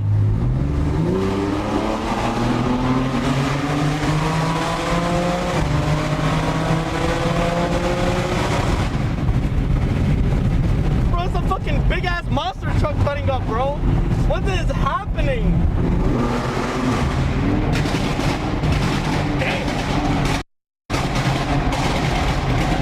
God damn! Yo, he has to be stopped. Do anything. What the hell? Bro, this is like a lawless area. What can I say, bro? It was nearly 4 in the morning at this point, and we decided to call it a night. I was pretty disappointed and was considering giving up on the video idea altogether. But the next morning, I got a phone call from none other than Daddy Money, and he told us he got a hold of License and was going to take us there to meet the man at an undisclosed location. Unfortunately, I know you did not find License last night, so I'm about to hook you up and take you to where License is at right now. You said you could get us an interview, yeah? Not just an interview, you're gonna see a whole movie. Like, it's gonna be an insane movie. Yeah, me get in the car? You getting in the car and then going all that crazy left, right. So I don't know, dude. That shit is fucking terrifying. You were driving like a nut last night. I feel like driving like that, and then right after just being like, yeah, so how was it? Or like acting normal just blows my mind. that's just what we do here, you know? Like, it's just New York. It's so normal at this point. You seen NPCs doing it last night, man. Like, it's that normal. So basically, you got to experience Times Square. The drifting in Times Square. The Times Square drifting last night was fucking crazy. That's legendary, okay? And now you're about to experience. And you, it happened to me, it happened to Squeeze. It's unpredictable. Is there anyone you look up to as a badass driver? I don't look up to nobody. There's nobody to look up to, but there is some good drivers out there. Like, I gotta give credit. You know, Squeeze is a good driver, and my boy right there's a good driver. Yeah, we got to meet your buddy Didi. Does he really call himself Daddy Money, or are they fucking with me? No, that's actually his name. Daddy Money? He's Daddy Money. I like that guy. He's cool. Obviously, you're doing YouTube content about it now, but you did it way before you did content, right? Way before. It's really just been fun for you? Yeah, I enjoy this shit. I don't do it for fame, I don't do it for money. You know, whether I had the cameras on or not, I'd still be doing it. I cannot not drive like this. Like, I'm just so used to it now. It's like your arch nemesis is traffic. Yo, I hate traffic. Do you like traffic? Fuck no. I don't like traffic. Oh, shit. Woo.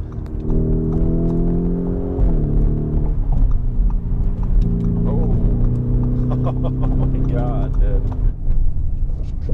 Are you like, you just go into a flow state when you're driving? Are you thinking about anything when we're doing this right now? Just the road. I'm thinking about my daughter, bro. You got a daughter? Yeah. I'm not gonna go as hard. I'm gonna go like 50%. You're gonna spare me? Yeah. Oh, shit.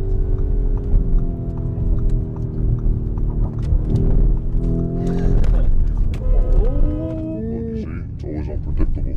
That guy came to my lane as I did that cut. But that's why, something that makes me different than all the other drivers, I don't have ego. Like, I would wait. I look ahead and I think ahead too. Like, before I make a cut, I think about all the possible, like, outcomes that could come with that cut. So I'm already thinking ahead. I'm extra cautious when I'm doing this. This is, like, it's not cool. What we do is really not cool. You feel me? Like, we enjoy it, yes, but the cops is on us. Cops are on us?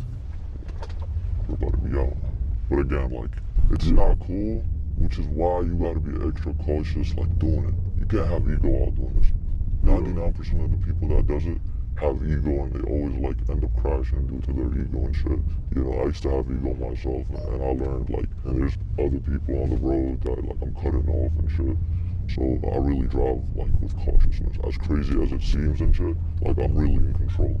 Feel me? The chances of me crashing is the same as if I was just driving normally and someone hits me. Yeah, how do you take like all the hate online? Because obviously, you know, people get really upset. I don't care about no hate. I don't read comments. I really don't care. You just post stuff and go about your day? I love doing this. This is what I love doing. I'm doing what I love.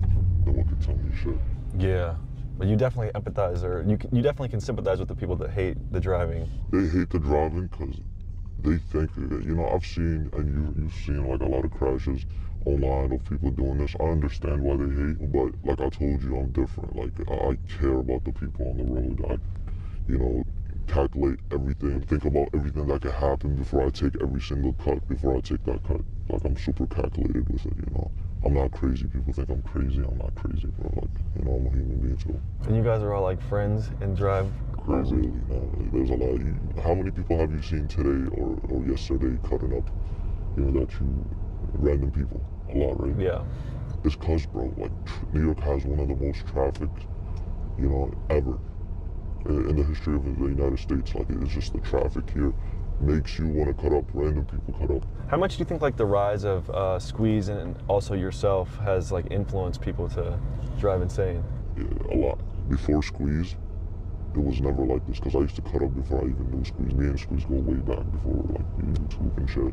After Squeeze blew up, it got crazy. Like you would hit the highway and see 5, 6, 7, 8 random people cutting up, and then like it kind of died down because Squeeze like is laying low right now. And then you got me blowing up after Squeeze. It's back. It's crazy. It's crazier than ever right now. And we do influence people. I don't like the fact that people do this because I do it. I try to always tell people not to do it, you feel me? Because not everyone got the wheel. Yeah, so you started a YouTube channel like 4 months ago and immediately kind of blew up, right? Almost instantly. First video I did got 1.5 million views. Was that surprising to you? Or did you kind of expect it? A little bit of both. I expected it because no one does what we do, you feel me? It's like out of this world. Bro, yeah, I'm so conflicted at the content because it's so thrilling, but then it would be like, damn, I would hate if something, you know, you'd hate if something bad happened, of course. Again, bro, like, I try, like, not to fucking hit other people. I really try really hard, you feel me? And I'm glad I've never have, you know, that's like something I'm really proud about, that I've never injured anybody doing this. I've been, you know, rammed into by my own boy, pause, but that was about it. And I do these in my boy's car, the guy right in front. He owns all these cars, so like, I take responsibility. I don't drive strikers, I don't drive, you know, rentals. I drive my boys' cars and shit. So I'm responsible if anything happens, you know. For someone that wears a mask, when you go out in public, it seems like you're getting recognized a lot. What is it like for you to be recognized with the mask, but then obviously when you take it off, you become a regular person again? I love it, because I don't like fame. I don't want to be famous. You know, and the fact that I could just take off the mask and take off my Crocs, no one would know who I am. I live a normal ass life outside of this. So I love it. There was this one time where I walked into a gas station. I seen cops following me inside. I had the mask on and I had the Crocs on. I went in there to like try to fill up gas or whatever. And cops followed me in. I'm like hip. I know they're following me and stuff. I go around the aisle. They go around the aisle as well. They're like just looking at me and it just felt mad sus. So I get out the gas station and I start booking it. I look behind me, they're chasing right after me. And, you know, I was able to get up out of there. I got in my car and booked it. But again, like without the mask, without the Crocs, no one knows who the fuck I am. You know, I'm a normal ass human being. It's cool to be able to disappear like that. It's like the opposite, right? Spider-Man. Spider-Man, yours is too. Out of all the videos that you have posted, what's one that sticks out to you as the wildest? It was actually a video that I haven't posted yet, where I got chased by the military.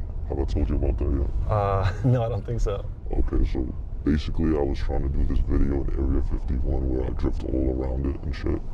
And we go there, I had an M4 competition, and I just start drifting left, right, every corner, whatever, trying to make it hot. And then all of a sudden you got fucking military cars chasing me down, like the armored cars. I don't think I could ever release that. I could get in bad trouble for that. Yeah, that's like 5 stars on GTA? on some 5-star shit. There was no thanks though. The content License makes is very hard to post on social media, as it is frequently taken down and censored for violating community guidelines. Between the recording of this episode and me posting it, License received several channel strikes on YouTube, multiple videos deleted, and nearly all of them are age restricted. So he has decided to launch his very own website where you can watch all of his craziest videos totally uncensored for only $9.99 a month. If you want to watch exclusive driving content from America's most wanted driver and see insane, never before seen videos like these, go on over to contentvault.club and sign up today. You can find the link in the description as well as the pinned comment. I've seen some of the stuff he's posting on there, and I can assure you, if you like wild driving, it is worth every cent. With that said, let's get back to the episode. I don't know if you guys knew this, but bro, he's like just got out of middle school. He's literally 14 years old. No, I'm about to turn 15 in like 2 months, but I've been driving my whole life. You said you first drove a car when you were like 6 or 7 years old? At 6 and 7, I wasn't really like good at driving. I would drive with someone in the car, but by the age 9, I was already like whipping the car, drifting. I knew everything that the car could do. This is where you need to be worried. About what? Right now, we're gonna go crazy. We're gonna go super crazy. Not too crazy, right? Do you care about your daughter? Yeah. I don't want to evaporate. I also don't want to hurt anyone else, all the innocent people. 100%, we don't hurt people. That's our #1 rule. How much does that really weigh on you? Like just the thought of that, the prospect of that when you're driving all crazy? I don't think of it too much. I'm like confident behind the wheel. Do you watch any movies that remind you of like what y'all do? Fast and Furious. I've watched that like 20 times. I love that movie because I try to replicate, you know, what they do. One of my dreams is to like go under a semi truck. That's one of your dreams? Hell yeah. And I'm gonna do it. Hold me to it. I don't want to. I don't want to hold you to it. Right before we go on a crazy run and experience License's driving firsthand, we actually have to pull over and get a full tank of gas just in case we go on a high-speed chase and have to run from the police. And once more, please do not try this at home. It is for documentary purposes only. I'm nervous. You ready? I guess so. We about to go viral. Hop in. When I put this on my head, that's when you should be worried. Yeah, all right. You get excited right before you're about to go fast as shit? Yes, sir. About to get an adrenaline rush. How can you not? I love this shit. Why is your name License? Is it just because driver's license, or what the fuck does it mean? Because I never got a license. Because you're 14. Exactly. You don't need a license to drive. Just saying. You ready for this? It's gonna be a movie.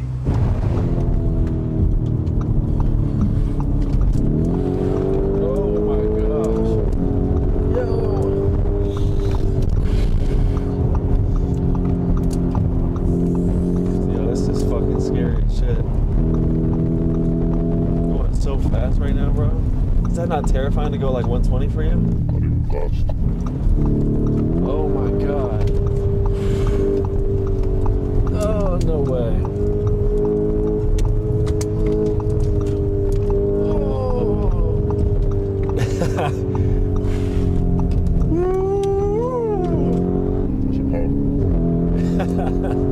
Yo.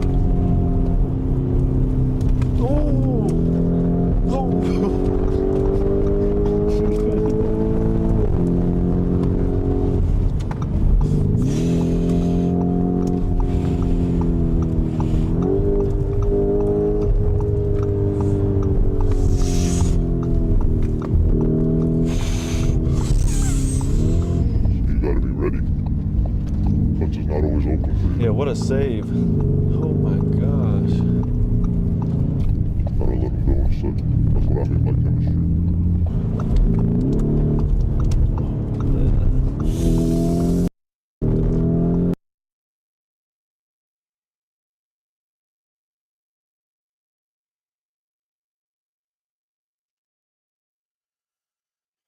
I'm gonna have to go to bed.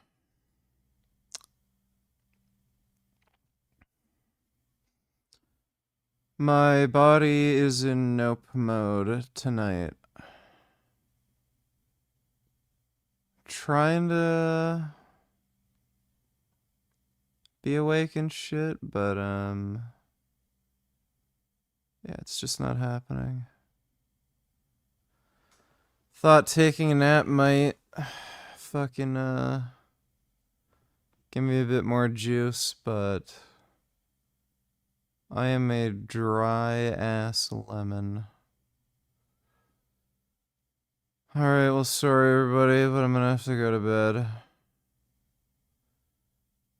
But big thanks to everybody who donated on Streamlabs. Really appreciate it. And, should be on tomorrow around the same time. I really fucked up my ribs. So I don't know if I'll be able to train tomorrow. If I can't train, then I'll probably just do another early stream. But, thanks again, everybody. Nighty night.